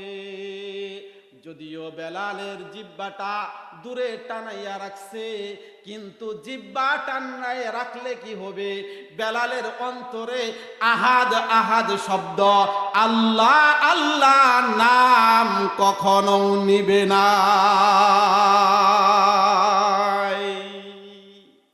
বেলালের আহাদ নাম শব্দ সব সময় জাগ্রত হয়েছে। হযরতে আবু বকর রাদিয়াল্লাহু তাআলা আনহু শেষ পর্যন্ত শেষ ফিনিশিং এ আসিয়া হযরতে বেলাল রাদিয়াল্লাহু তাআলা আনহুকে চড়া মূল্যে দাম দিয়া, চড়া মূল্যে ক্রয় করিয়া হযরতে বেলাল রাদিয়াল্লাহু তাআলা আনহুকে কি করিয়া দেয়, আজাদ করিয়া দেয়। ও ভাই ও দোস্ত বুজুর্গ, বড় আফসোসের বিষয়, বড় পরিতাপের বিষয়, আল্লাহ রাসূলের মোহাব্বত হযরতে বেলালের অন্তরে লালন করেছে। আমাদের মুসলমানদের ভিতরে আমরা মোহাব্বত, আল্লাহ রাসূলের মোহাব্বত যারা অন্তরে লালন করতে চাই, এমন সস্তা বকাইটা বক্তা দুনিয়ার জমিনে আগমন হয়েছে যে এই বক্তারা আপনার মানুষকে বিভ্রান্তর ভিতরে ফালাইতে গিয়া তারা বলিয়া থাকে আল্লাহ রাসূলের মোহাব্বত যেখানে দাঁড়িয়ে রাখা, উলামায়ে কেরামের দাঁড়িয়ে রাখা সুন্নাত, এখন বর্তমান উলামায়ে কেরামের ফতোয়া হলো দাঁড়িয়ে রাখা সুন্নাত নয়, দাঁড়িয়ে রাখা হলো ওয়াজিব।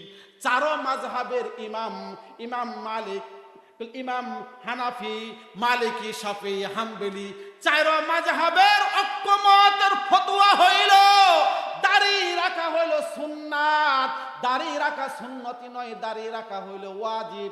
এমন কোন মাযহাবে নাই যে মাযহাবেদের ভিতরে দাড়ি না রাখা জায়েজ, কিন্তু একটা মাত্র মাযহাব যে দল আছে, যে দল হইল আহলে হাদিস। আহলে হাদিসের লোকেরা এই দাড়িকে প্রাধান্য দেয় না, দাড়িকে প্রাধান্য দেয় না। তারা মনে করে দাড়ি রাখলেও সই, দাড়ি না রাখলেও সই। তার কারণ আমাদের ভিতরে এমন লোক আছে না বুঝিয়া না শুনিয়া এই হানাফি মাহফিল গুলাকে ওই আহলে হাদিস মার্কা বক্তাদেরকে নিয়ে আইসা মানুষের ভিতরে আপনার বীজ ঢুকাইয়া দেয়। আমরা কিন্তু টের পাইতেছি না। ও ভাই ও দুস্থ বুজুর্গ, আমরা হলাম হানাফি মাসলাকের লোক, হানাফি মাসলাকের মাসআলার ভিতরে। আর যারা আহলে হাদিস তারা কোনো আপনার কি মানে না, কোনো মাযহাব মানে না, তারা কোনো মাযহাবের দ্বারে না, তারা নিজেরাই স্বয়ং সম্পূর্ণ। তারা নিজেদেরকে মনে করে এরা হইল পথভ্রষ্ট, এরা হইল পথভ্রষ্ট। খবরদার, এদের নীল নকশা হইতে আমাদের হুঁশিয়ার সাবধান থাকা চাই। যদি এদের নীল নকশা হইতে যদি আপনি আমি হুঁশিয়ার সাবধান যদি না হইতে পারি, ওরা যেরকম পথভ্রষ্ট আমরাও ওই রকম পথভ্রষ্টের ভিতরে চলে যাবে, কোনো সন্দেহ নাই। চার মাযহাবের ইমামের ঐক্যমত, দাড়ি রাখা ওয়াজিব, দাড়ি রাখা সুন্নাত, দাড়ি রাখা ওয়াজিবের পর্যায়ে দাড়ি কোনটুকুকে বলা হয়, এতটুকু রাখার নাম আপনার কি করা হয় না, দাড়ি রাখা হয় নাই। চার মাযহাবের ইমামদের ফতোয়া হইল এক মুষ্টি দাড়ি রাখা। আপনার হাতের এক মুঠ এইভাবে আপনি ধরবেন, এক মুঠের উপরে আপনি ছাড়তে পারবেন। যতক্ষণ পর্যন্ত আপনার দাড়ি এই এক মুঠের ভিতরে না হইবে, ততক্ষণ পর্যন্ত আপনার দাড়িকে দাড়ি বলা হবে না। দাড়ি এমনই একটা জিনিস, যদি কোনো ব্যক্তি দাড়ি রাখে তার আমল নামায় 24 ঘন্টা দাড়ি রাখার সওয়াব লেখা হয়। আর যে ব্যক্তি দাড়ি রাখে না, তারও একটা ক্ষতির দিক, সেই ক্ষতির দিক হইল 24 ঘন্টা তার আমল নামায় গুনাহ লেখা হয়। ভাইরা আমার, বন্ধুরা আমার, দোস্তরা আমার, কাল কিয়ামতের ময়দানে আল্লাহ রব্বুল আলামিন যদি কোনো বান্দাকে যদি বলো, বান্দা তুমি হিসাব দিয়ে যাও, হিসাবের টালি যদি টান দেওয়া হয়, খাতা যদি টান দেওয়া হয়, এমন কোন মানুষ নাই হিসাব দিয়া জান্নাতে যাইতে পারবে। হতে পারে ওসিলা, যে কোনো একটা ওসিলা দিয়ে আল্লাহ রব্বুল আলামিন আপনাকে আমাকে মাফ করতে পারেন কিনা? নামাজের হিসাব দিয়ে, রোজার হিসাব দিয়ে, সম্পদের হিসাব দিয়ে, যাকাতের হিসাব দিয়ে কোন ব্যক্তি জান্নাতে যাইতে পারবা না। আল্লাহ যদি এমন একটা সুন্নতের উপর আমল করলা, এই সুন্নতটা যদি আল্লাহ রব্বুল আলামিনের কাছে গ্রহণযোগ্যতা হয়ে যায়, তাহলে হতে পারে আল্লাহ এই উসিলাই তোমাকে ক্ষমা করে দিবে। হাদিস শরীফের ভিতরে এসেছে, এক বান্দা কাল কিয়ামতের ময়দানে, শেষ আলোচনা প্রায় শেষ, কাল কিয়ামতের ময়দানে এক বান্দাকে আল্লাহ রব্বুল আলামিন বলবে, বান্দা তোর অর্ডার হয়েছে, তুই জাহান্নামে যা।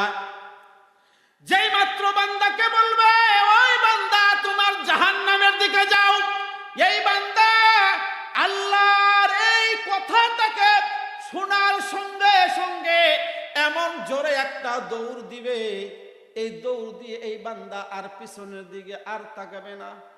আল্লাহ রব্বুল আলামিন ডাক দিয়ে বলবে, ও বান্দা একটু দাঁড়াও, আমারও দুইটা কথা শোনো। আল্লাহ রব্বুল আলামিনের বান্দা দাঁড়াই যাবে। আল্লাহ রব্বুল আলামিন ডাক দিয়ে বলবে, বান্দা আমি যে তোমাকে জাহান্নামের দিকে যাইতে বলছি, তুমি কি জাহান্নাম কি জিনিস জানো? বান্দা ডাক দিয়ে বলবে, মাবুদ, বান্দা জাহান্নাম যে কত বড় ভয়াবহ জিনিস এটা তো জানি, শুনেছি, উপলব্ধিও করেছি, জাহান্নাম বড়ই ভয়াবহ। আল্লাহ ডাক দিয়া বলবে, বান্দা তথাপিও যে জাহান্নামের দিকে রওনা করেছে, দৌড় দিছ, ওই বান্দা ডাক দিয়া বলবে, আল্লাহ দুনিয়ার জমিনে তোমার একটা কথাও আমি শুনি নাই, তুমি যা কিছু বলেছো তার উল্টা চলেছি। দুনিয়ার জমিনে যত নাফরমানি আছে সবগুলা নাফরমানি আমার দ্বারা হয়েছে, একটা কথাও শুনি নাই। আজকে হাসরের ময়দান তুমি কায়েম করে ফেলেছ, মানুষদেরকে জাহান্নামের দিকে যাওয়ার জন্য আমাকে বলেছ।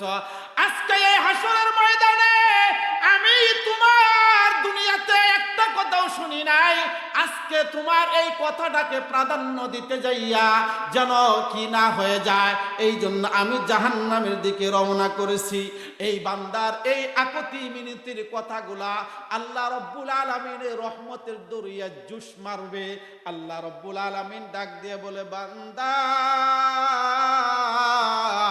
দুনিয়াতে একটা কথাও শোনো নাই, আখিরাতে যেহেতু এই কথাটা তুমি প্রাধান্য দিয়েছ, এই কথাটাকে আমার বড় ভালো লাগছে, আমার অন্তর খুশি হয়ে গেছে। ও বান্দা যা, ওই কথার উসিলায় আমি আল্লাহ রব্বুল আলামিন তোকে আজ ক্ষমা করে দিলাম।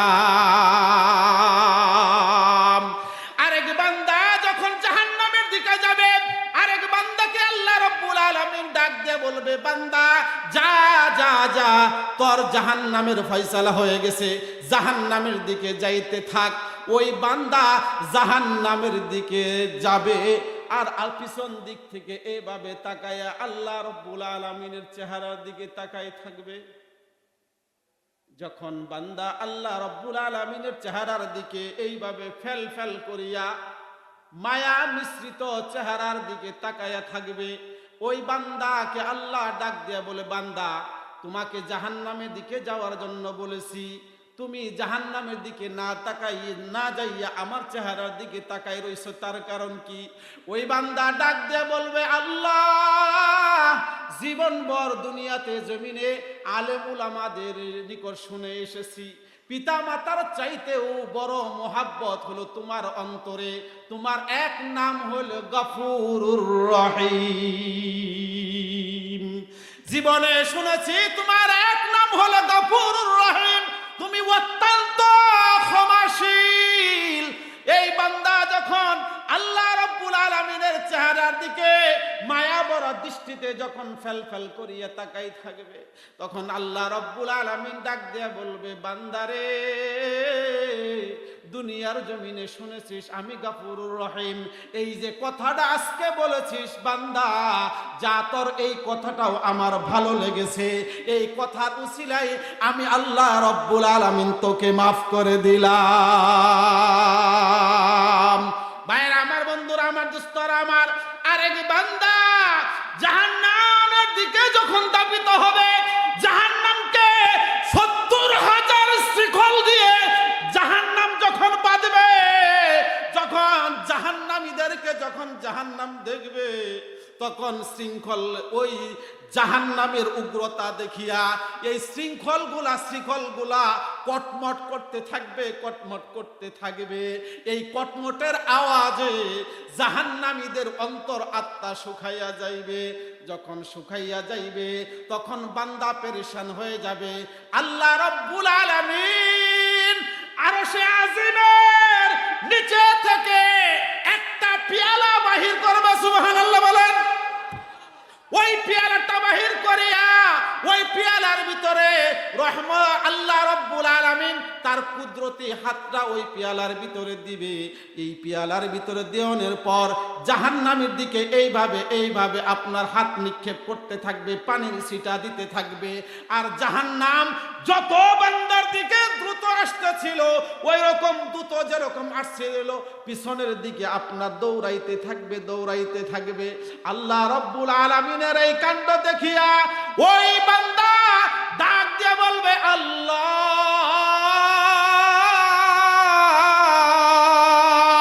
একবার মধুর সুরে, একবার মায়া ভরা কণ্ঠে আমরা একবার আল্লাহকে ডাক দিয়ে বলুন, আল্লাহ। মায়া ভরা কণ্ঠে মা যখন সন্তান যখন ক্ষুধার জ্বালায় ছটফট করে, সন্তান মাকে যেরকম মায়া ভরা ডাক দেয়, মা গো, ও বাবা গো, এইভাবে যখন সন্তান মা বাবাকে যখন মা বাবা বলিয়া ডাকতে থাকে, এমন কোন শক্ত হৃদয়ওয়ালা মা নাই সন্তানকে কুলে না নিয়া পারে। বান্দা যখন দুনিয়ার জমিনে ওই বান্দা অনেক গুনাহ করে ফেলেছ, যে গুনাহ সাগরের সমান গুনাহ করে ফেলেছ, ওই বান্দা সাগরের সমান গুনাহ করে ফেলেছ, পাহাড় সমান গুনাহ করে ফেলেছ।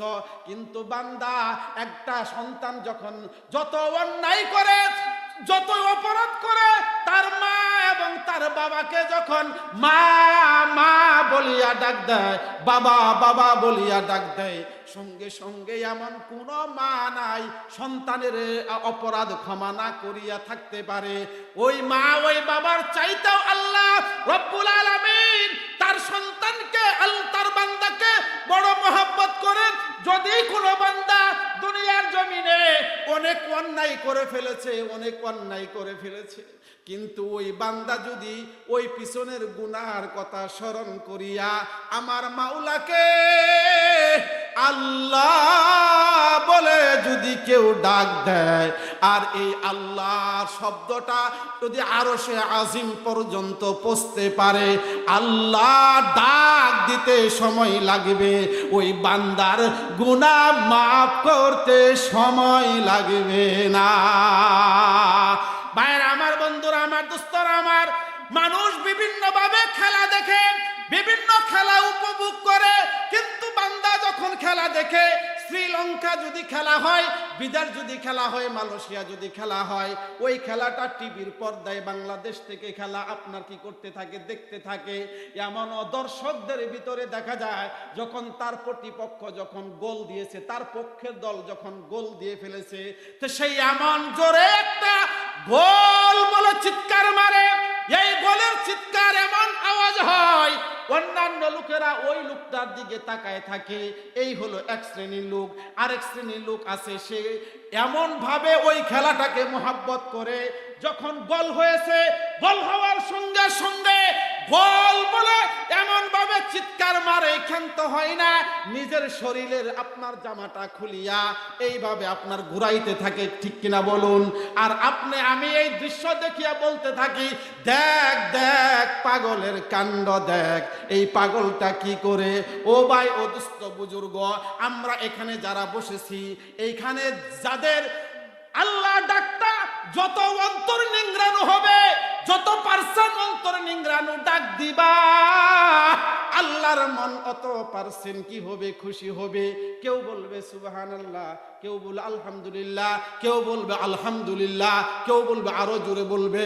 এমন লোক আছে আলহামদুলিল্লাহ বলে চিৎকার মারবে, যে চিৎকার সে বেহুশ হয়ে যাবে, আছে কিনা?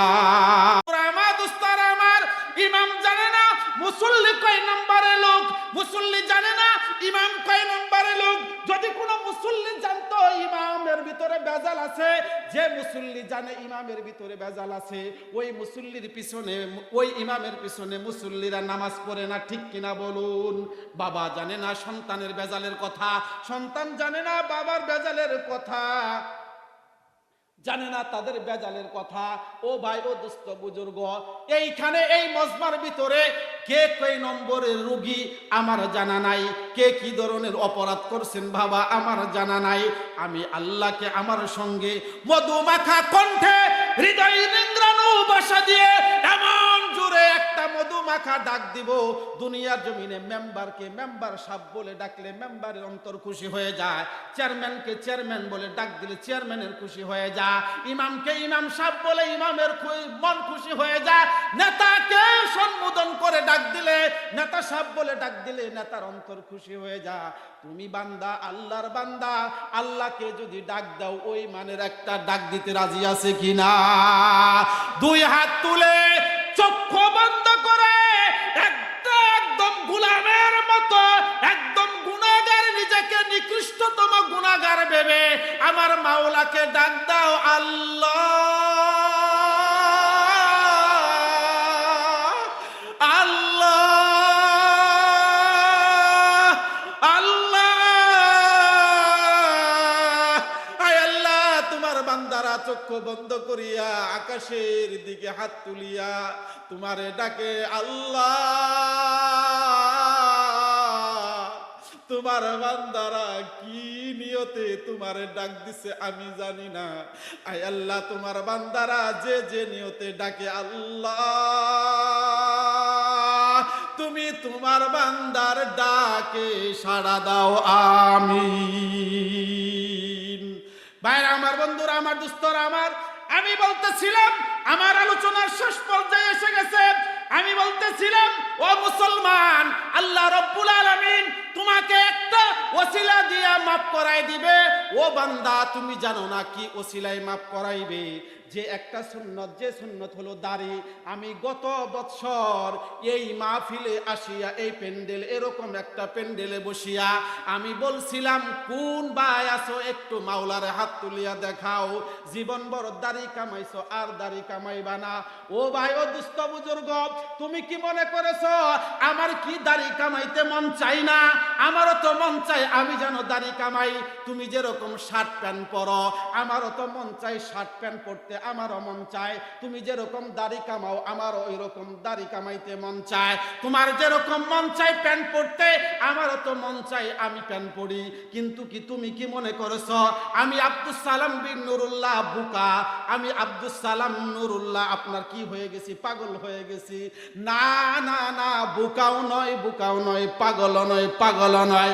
আল্লাহ রাসূল বলেছেন দাড়ি রাখা সুন্নাত, তাই আমি দাড়ির ভিতরে হাত লাগাই না। আল্লাহ রাসূল বলেছে টুপি পরা সুন্নাত, তাই আমি টুপি কখনো মাথা থেকে নামাই না। আল্লাহ রাসূল বলেছে লম্বা জামা গায়ে দেওয়া সুন্নাত, তাই আমি লম্বা জামা কখনো ছাড়ি না। ও ভাই ও দুস্থ বুজুর্গ, আলেম হও নাই কিন্তু দাড়ি রাখতে তো বাধা নাই, টুপি মাথায় দেওয়া তো বাধা নাই, লম্বা জামা গায়ে দেওয়া তো বাধা নাই। হতে পারে কোন আমল দুনিয়ার জমিনে এমন কোন বান্দা নাই যে আমলটা কবরে সরাসরি আমলটা নিয়ে যাইতে পারবে। দাড়ি হলো এমন একটা আমল যে আমলটা দাড়ি সহ, সে আমলটা সহ সে কবরে যাইবে। আপনি আজীবন ভর টুপি পরেন, আপনার মাথায় কিন্তু মরার পরে টুপি দেওয়া কবরে দেয় না, ঠিক কিনা বলুন? টুপি অবস্থায় কেউ কবরে দেয় না। আপনি জুব্বা পরেন, এই জুব্বা অবস্থায় কেউ কবরে দেয় না। আপনি তাসবিহ তাহলিল করেন, এই তাসবিহ তাহলিল তাসবিহ নিয়ে আপনার কবরে ঢুকাই না। আপনি দান সদকা করেন, কালবাট ব্রিজ বানান, এই ব্রিজ অবস্থায় আপনাকে কবরে দেওয়া হয় না। দাড়ি এমনই একটা সুন্নাত, দাড়ি এমনই একটা আমল যে আমলটা জীবনভর নামাজ পড়ছো কি পড়ছো না, জীবনভর কথা শুনছো কি শুনছো না, কিন্তু শাহরাতলির মাহফিলে আসিয়া আব্দুস সালাম বিন নুরুল্লাহর কথা শুনিয়া তোমার মনটা একটু আপনার নরম হয়েছে, তুমি দাড়িটা রাখিয়া দিয়েছ। এই দাড়ি সুদ্ধা তোমাকে কবরে শোয়াবে, ঠিক কিনা? ভাইরা আমার, বন্ধুরা আমার, বেশি দিনের কথা নয়, 1 বছর ওভারটেক হয় নাই, আমি 8টা লোককে আমি বললাম কে কোন ভাই দাঁড়িয়ে রাখবেন হাত তুলেন, তার ভিতরে 8টা লোক হাত তুললো। 8টা লোকের ভিতরে এমন একটা লোক, যে লোকটা হলো আকরাম ভাই নামে একটা লোক, দুনিয়া থেকে বিদায় নিয়ে গেছে। আমি আব্দুস সালাম বিন নুরুল্লাহ হলফ করে বলতে পারি, আজকে যদি আকরাম মিয়া দুনিয়াতে থাকতো তাহলে আজকের মাহফিলকে সে মিস করতো না, আজকের মাহফিল সে মিস করতো না। আকরাম মিয়া আজকে দাড়ি এতদিন রাখে নাই, 1 বছর আগে ওয়াজের প্যান্ডেলে দাঁড়াইয়া সে কি করেছিল, দাড়ি রাখার নিয়ত করেছিল। আমি উমরায় চলে গেছি, আকরামের জানাজায় আমি অংশগ্রহণ করতে পারি নাই। উমরা থেকে আসিয়া আমার একটা প্রোগ্রামে রওনা করেছি জমজম টাওয়ারে। যখন আমি জমজম বস্ত্রালয় লিপুর যে দোকান, ওই দোকানে আমি বসলাম, আমি তাকে জিজ্ঞাসা করলাম, এই লিপু, আমি যে লোকগুলাকে দাড়ি রাখার জন্য কথা বলে গিয়েছিলাম, ওই লোকগুলা কি দাড়ি রাখছে? ও হ্যাঁ দাড়ি রাখছে। লিপু ডাক দিয়া বলে, হুজুর ওই 8টা লোকই দাঁড়িয়ে রেখেছে, কিন্তু এই 8টা লোকের ভিতরে একটা লোক মারা গেছে। আমি বললাম, লিপু তুই কাজ কি, কে মারা গেছে? লিপু ছবি দেখায় ডাক দিয়ে বলে, হুজুর এই আকরাম মিয়া মারা গেছে। সঙ্গে সঙ্গে আমি কান্না ধরে রাখতে পারি নাই। ওই আকরাম মিয়া আজকে মারা গেছে, কবরেতে দাড়ি নিয়ে গেছে। হতে পারে কিনা আল্লাহ রব্বুল আলামিন এই দাড়ির উসিলায় আকরাম মিয়াকে ক্ষমা করবে। আমরা যদি আশা করি যে এই দাড়ির উসিলায় আকরাম মিয়া ক্ষমা পাবে, এই আশাটা কি ভুল হবে? তাহলে যদি কোনো বক্তা মানুষকে আমি দাড়ি রাখার প্রতি মোটিভেশন দিয়া আমি দাড়ি রাখাইছি, আর কোন বক্তা যদি এই দাড়িকে কটাক্ষ করিয়া যদি কথা বলে, তাহলে বোঝা যাবে তার শিক্ষার ভিতরে ভেজাল আছে, ঠিক কিনা? ওই মুসলমান নবীরা এমন কোন নবী দুনিয়াতে গুজরাইয়া যায় নাই যে নবীর মুখে দাড়ি ছিল না। তাহলে তোমার নবীর মুখে দাড়ি, তাহলে তোমার মুখে কেন দাড়ি না? তাহলে যারা দাড়ি রাখছে তাদের বিষয় নিয়ে যদি কটাক্ষ করো, তোমার ভিতরে সমস্যা আছে, তোমার ইমানেই সমস্যা নাই, তোমার অন্যখানেও বেজাল আছে, ঠিক কিনা? ভাইরা আমার, বন্ধুরা আমার, দোস্তরা আমার, আমি ওয়াদা করে গিয়েছিলাম যদি কোনো ভাই যদি দাড়ি রাখো তাহলে আমি আব্দুস সালাম বিন নুরুল্লাহ তোমাদেরকে সামান্য একটা হাদিয়া দিব।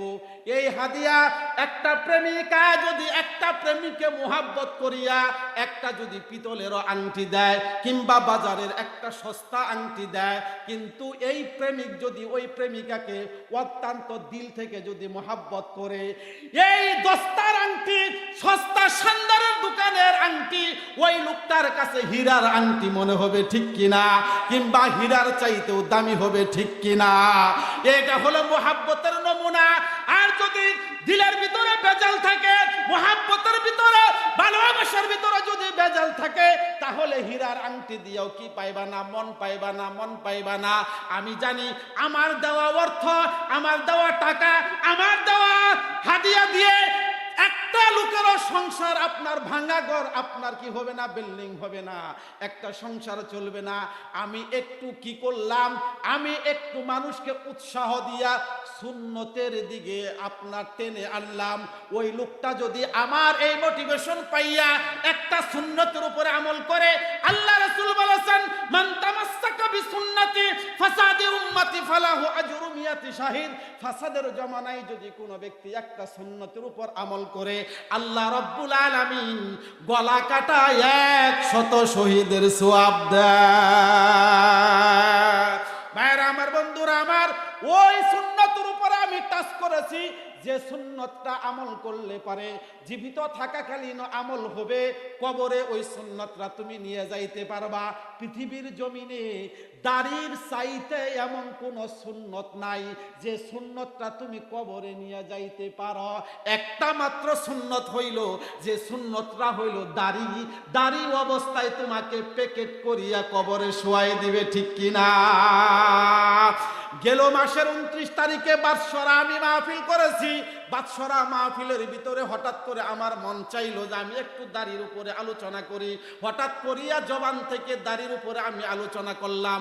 ওই বাদশরা মাহফিলের ভিতরে 5টা যুবক দাঁড়াইয়া ডাক দিয়া বলতেছে, হুজুর আমি এতদিন দাড়ি রাখি নাই, আজকে মাহফিলকে সাক্ষী রেখে বললাম আজকে থেকে দাড়ি রাখবো।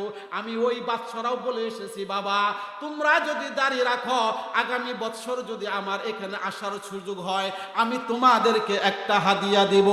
আমি গত বছর শাহরাতলির মাহফিলে আপনাদেরকে উদ্বুদ্ধ করতে যাইয়া ওয়াদা করেছিলাম আপনাদেরকে একটু সান্ত্বনা দিব, আপনার জন্য একটু হাদিয়া ব্যবস্থা করব। আমি যে হাদিয়ার ব্যবস্থা করেছি হতে পারে সামান্য একটু হাদিয়া, কিন্তু এই হাদিয়ার দাম কিন্তু অনেক বেশি যদি অন্তর থেকে রিসিভ করেন, ঠিক কিনা? ভাইরা আমার, বন্ধুরা আমার, দোস্তরা আমার, আমি আব্দুস সালাম বিন নুরুল্লাহ আজকে এসেছি, আগামী কালকে কোথায় থাকবো জানি না। আমার মা চলে গেছে, আমার বাবা চলে গেছে, আপনার মা চলে গেছে, আপনার বাবা চলে গেছে, আপনার আত্মীয় স্বজন চলে গেছে। আসার একটা সিরিয়াল আছে, যাওয়ার কোনো সিরিয়াল নাই।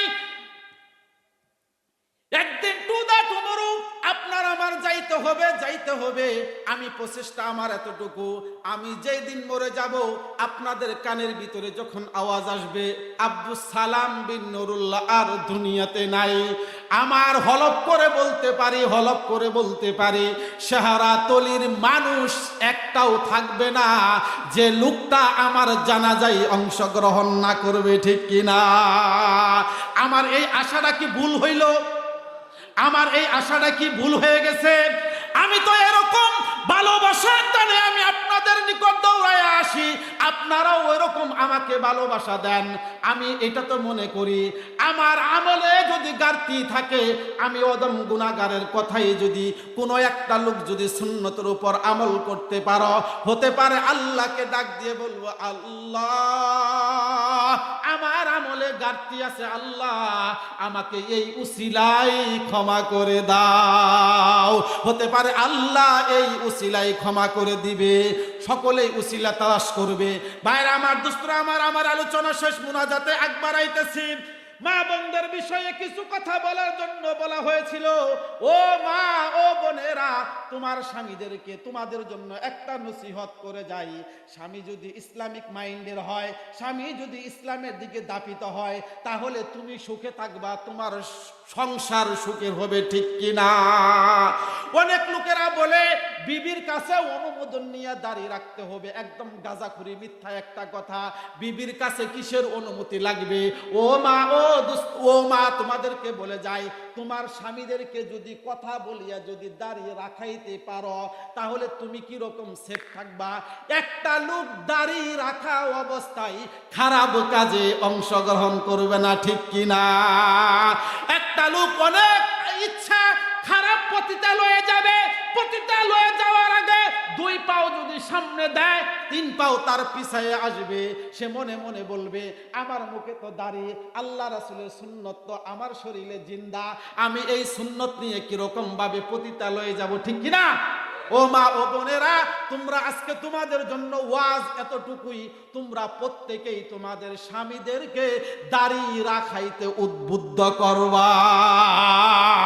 তোমার স্বামীদেরকে যদি দাঁড়িয়ে রাখাইতে উদ্বুদ্ধ করো, তাহলে তুমি সেফ থাকবা, তোমার সংসার আনন্দময় হইবে, তোমার সংসার ভালোবাসায় ভরপুর হয়ে যাবে। আর তুমি যদি সুন্নতের যদি দাঁড় না ধারো, তাহলে তোমার সংসারে গজব নাজিল হবে, তোমার স্বামী অন্য মেয়ের পিছনে পাড়ি জমাবে, ঠিক কিনা? আল্লাহ রাসূলের মেয়ে ফাতেমা, আমি শুধু টাচ করব একটা জায়গায়, আল্লাহ রাসূলের মেয়ে ফাতেমাকে বিবাহ দিবে। এই বিবাহ কাকে দিবে? মনোনীত করলে হযরত আলী রাদিয়াল্লাহু তাআলা আনহুকে। আলীর পকেটে টাকা নাই, কি দিয়ে বিবাহ করবে? আল্লাহ রাসূল ডাক দিয়ে বলে, আলী, ফাতেমাকে বিবাহ করতে চাস, পকেটের অবস্থা কি? হযরত আলী ডাক দিয়ে বলে, ইয়া রাসূলুল্লাহ, এমটি পকেট, পকেটে কিচ্ছু নাই। দোয়া করবো? হ্যাঁ, দোয়া। ফাতেমা ডাক, আলী ডাক দিয়ে বলে, ইয়া রাসূলুল্লাহ, এমটি পকেট, কিচ্ছু নাই। ও তাহলে কেমনে বিবাহ করবি? হযরতে আলী ডাক দিয়ে বলে, ইয়া রাসূলুল্লাহ, ফাতেমাকে কেমনে বিবাহ করব? আল্লাহ জানে, তার রাসূল জানে, আমি কিছু জানি না। নবী আমার ডাক দিয়ে বলে, আলী, তোর ঘরে কি আছে? ইয়া রাসূলুল্লাহ, আমার ঘরে কিছুই নাই। আপনার ঘরে চুলায় যদি আগুন জ্বলে, তাহলে আমি হযরতে আলী খাই, চুলায় যদি আগুন না জ্বলে আমি খাই না, না খেয়ে থাকি। আল্লাহ রাসূলের কথায় আলী ডাক দিয়ে বলে, ঘরের ভিতরে একটা ঢাল আছে, একটা তলোয়ার আছে। নবী আমার ডাক দিয়ে বলে, আলী রে, যুদ্ধ এখনো শেষ হয় নাই, যুদ্ধ এখনো শেষ হয় নাই, তরবারিটা রেখে দে, ডালটা নিয়ে বাজারে বিক্রি কর, ওই ডালের টাকাটাই হবে তোর বিবির ফাতেমার বিবাহর দেনমোহর। চিৎকার মেরে বলুন সুবহানাল্লাহ। হযরতে আলী ডাল বিক্রি করার জন্য বাজারে রওনা করলো। বাজারের দিকে যখন রওনা করেছে, বলুন তো দেখি, ফাতেমাকে বিবাহ করার মতো ভাগ্য আলীর হয়েছে। আলীর কি হুঁশ আছে? হুঁশ আছে? সে কোন দিক দিয়ে যাইতেছে না কি করতেছে তার তো হুঁশ নাই, বেহুশ। বেহুশের মতো আলী যায়, পিছন দিক থেকে হযরত উসমান ডাক দিয়ে বলে, আলী কোথায় যাও? ঢাল বিক্রি করার জন্য যাই। উসমান রাদিয়াল্লাহু তাআলা আনহু ডাক দিয়ে বলে, আলী রে, ডাল বিক্রি করে কি করবা? এই ডাল বিক্রি করে যে টাকাটা হবে, এই টাকা দিয়ে আল্লাহ রাসূলের মেয়ে ফাতেমার বিবাহর দেনমোহর দিব। হযরতে উসমান ডাক দিয়ে বলে, আলী রে, তুই কি আমার কাছে এই ঢালটা বিক্রি করবি কিনা? এই ঢালটা আমার কাছে বিক্রি করবি কিনা? হযরতে আলী ডাক দিয়া বলে, বিক্রি করব, কোনো সমস্যা নাই, টাকা দিয়ে খাবো দই গোয়ালনি, আমার কিসের সই? আপনি যদি নিতে চান সমস্যা নাই, আপনার কাছেও ডাল বিক্রি করতে আমি রাজি আছি। হযরতে আলী উসমান রাদিয়াল্লাহু তাআলা আনহুর কাছে এই ডালটা বিক্রি করলো। ডালটা বিক্রি করার পর হযরত উসমান রাদিয়াল্লাহু তাআলা আনহু ডাক দিয়ে বলে, আলী, এই ডালটা আগে কার ছিল? এই ডালটা ছিল তোমার। এখন কার? এখন হলো এই ডালডা কার ছিল? এই ডালডা ছিল আমার। এখন এই ডালডা কার? এই ডালডা হলো আপনার। হযরতে আলী ডাক দেয়া বলে, আলী রে, যে ডালের যে টাকাটা নির্ধারণ করা হয়েছে, এই ডালের টাকাটা কি তুমি কি পেয়েছো? হ্যাঁ পেয়েছি। হযরতে উসমান রাদিয়াল্লাহু তাআলা আনহু ডাক দেয়া বলে, আলী রে, এই যে নে তোর ডালটাও আবার তোকে আমি হাদিয়া দিলাম। হযরতে আলী ডাক দেয়া বলে, উসমান ভাই, আমার টাকাও দিলেন, আবার ডাল দাও আমাকে ফেরত দিলেন, তার কারণ কি? উসমান রাদিয়াল্লাহু তাআলা আনহু ডাক দেয়া বলে, আলী রে, কাল কিয়ামতের ময়দানে মুসিবতের দিন, সন্তান যখন মাকে হারিয়ে ফেলবে, মা যখন সন্তানকে ভুলে যাবে, বাবা সন্তানকে চিনবে না, সন্তান বাবাকে চিনবে না, স্বামী যখন তার স্ত্রীকে ভুলে যাবে, স্ত্রী যখন তার স্বামীকে ভুলে যাবে, আমি আল্লাহ রব্বুল আলামিনকে ডাক দিয়া বলবো, আল্লাহ,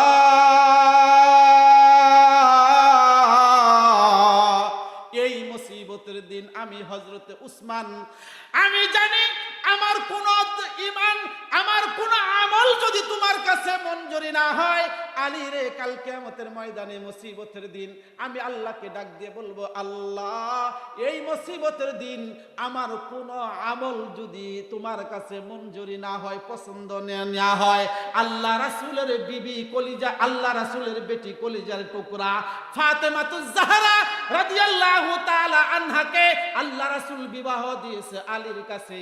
এই বিবাহর জন্য যে আমি সহযোগিতাটা করেছিলাম, জোরে বলেন,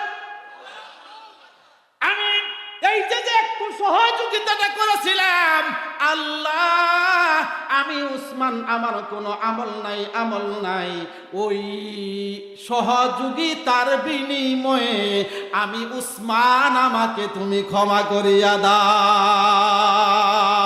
ভাইরা আমার, বন্ধুরা আমার, দোস্তরা আমার, তাহলে বুঝতে বাকি নাই, কিয়ামতের ময়দানে যদি মাপ পাইতে চাও, তাহলে উসিলার কোনো বিকল্প নাই, ঠিক কিনা?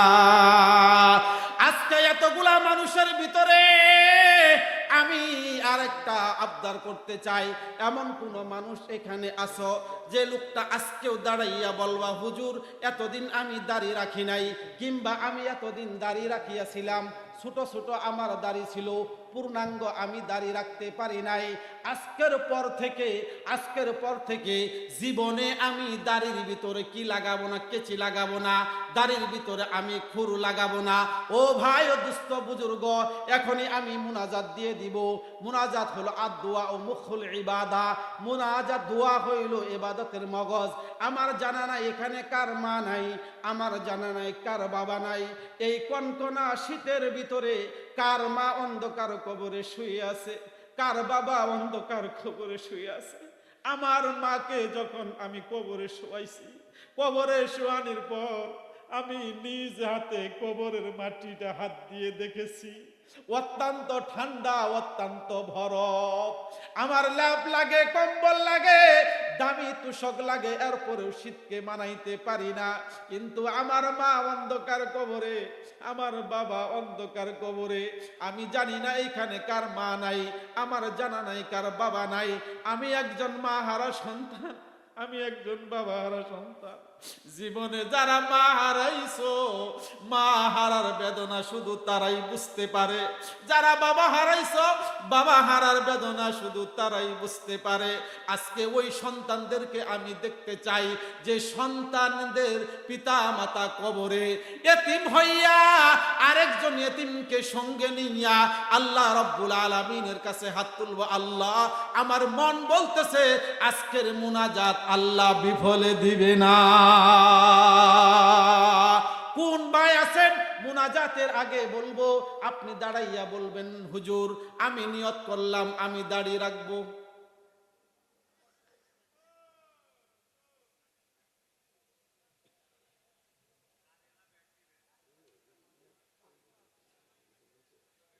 এতগুলা মানুষের ভিতরে এমন কোন লোক নাই যে লোকটা, যে যুবকটা দাঁড়াইয়া বলবে, হুজুর, আমি দাড়ি রাখার প্রতিশ্রুতি দিলাম।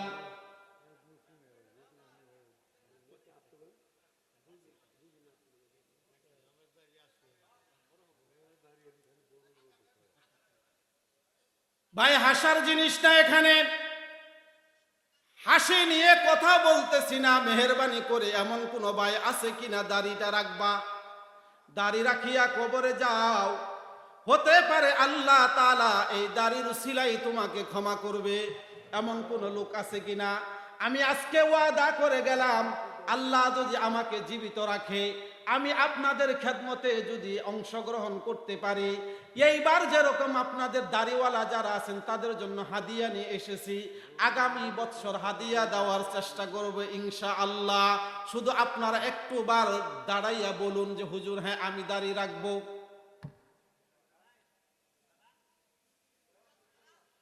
তাকবীর! আয় আল্লাহ, আমি অদম গুনাহগার, এখানে হাজার হাজার টাকা চাই নাই। হায় আল্লাহ, তোমার রাসূলের ভালোবাসা দেখতে চাইছি। আমি অদম গুনাহগার। আমার কথা শুনিয়া ফারুক নামে একটা লোক দাঁড়াইয়া গেছে। আয় আল্লাহ, যুবক মানুষ গুনাহটা করতেই পারে, যুবক মানুষ গুনার চাহিদা তো তার বাড়তেই পারে। আয় আল্লাহ, এতগুলা মানুষকে সম্মুখে রাইখা দাঁড়াইয়া গেছে সিংহের মতো। আয় আল্লাহ, এই ফারুককে তুমি কবুল করিয়া নাও, মর্দে মুজাহিদ হিসাবে কবুল করিয়া নাও। আগামী মাহফিল পর্যন্ত যেন এই ফারুক যেন জীবিত থাকতে পারে সেই তৌফিক দাও, আমিন। আয় আল্লাহ, তোমার আরেক বান্দা মাসুদ অনেকদিন পরে সম্মুখে হয়েছে, আমি এখন চিনতে পারলাম মাসুদকে। হায় আল্লাহ, মাসুদ নামের নওজোয়ান যুবক নিয়ত করেছে দাড়ি রাখবে। হায় আল্লাহ, আমি অদম গুনাহগার, এই হাত দিয়ে অসংখ্যবার খানায় কাবা দরবার তৌফিক দিছ, এই চোখ দিয়ে তোমার রাসূলের রওজা জিয়ারত করার তৌফিক দিছ, দেখানোর তৌফিক দিছ। আয় আল্লাহ, এদের জন্য দোয়া করি আল্লাহ,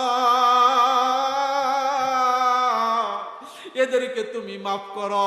এদের খানদানের ভিতরে যারা চিরনিদ্রায় শাহিত আছে তাদেরকে তুমি ক্ষমা করো, আমিন। আর কোন যুবক নাই, আর কোন যুবক নাই।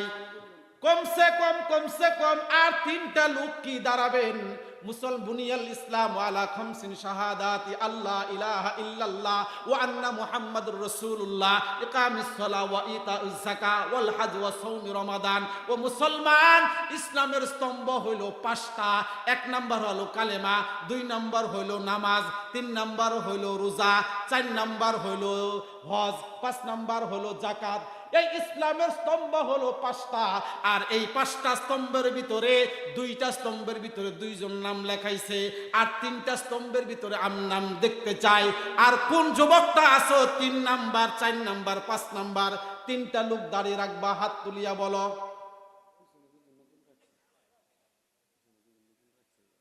কেরা কো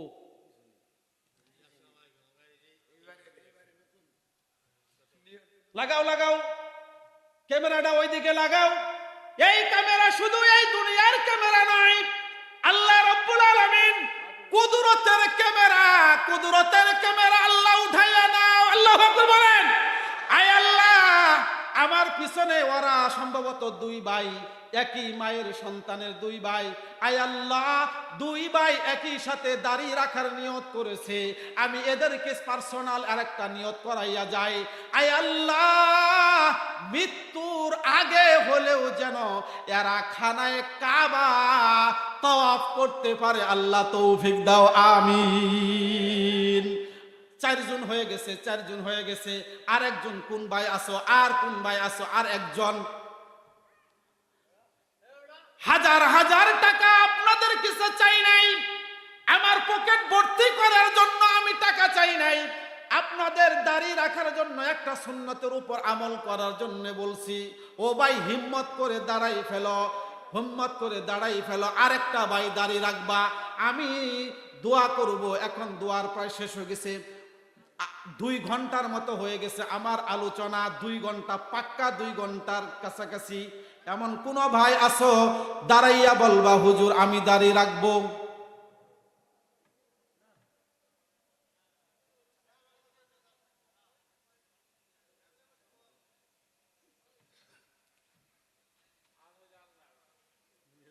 এতগুলা মানুষের ভিতরে একটা লোক কি পাবো না? আরেকটা লোক কি হিম্মত করে দাঁড়াইতে পারবা না? যে লোকটা দাড়ি জীবনে কাটবা না, যে লোকটা আল্লাহ রাসূলের কলিজার ভিতরে আঘাত দিবা না, আল্লাহ রাসূলের কলিজায় খুর লাগাইবা না, একটু দাঁড়াও হিম্মত করে। নারায়ে তাকবীর! কপাল ভালো, কপাল ভালো কার? কপাল ভালো, কপাল ভালো, জোরে বলেন কপাল ভালো, কপাল ভালো। যারা কথা বলবে না, এই দাঁড়িয়ে রাখতেও পারবা না, আরেকজনকে উৎসাহ দিতে পারবা না, তুমি তো বেশি আরো কপাল পোড়া। ও ভাই, ময়নাল হককে আল্লাহ রব্বুল আলামিন কবুল করুক, মঞ্জুর করুক, আমিন। আয় আল্লাহ, এতগুলা মানুষের ভিতরে আজকেও 5টা লোক দাঁড়িয়ে রাখার প্রতিশ্রুতি করিয়াছে। আল্লাহ, শয়তানি থেকে, মানুষ শয়তান, জিন শয়তানের অনিষ্ট থেকে এই 5টা লোককে তুমি হেফাজত করবা। আয় আল্লাহ তাআলা, এই লোকগুলা যেন লম্বা দাড়ি নিয়ে আগামী বছর এই প্যান্ডেলে দাঁড়াইতে পারে, সেই তৌফিক দান করো, বলুন আমিন।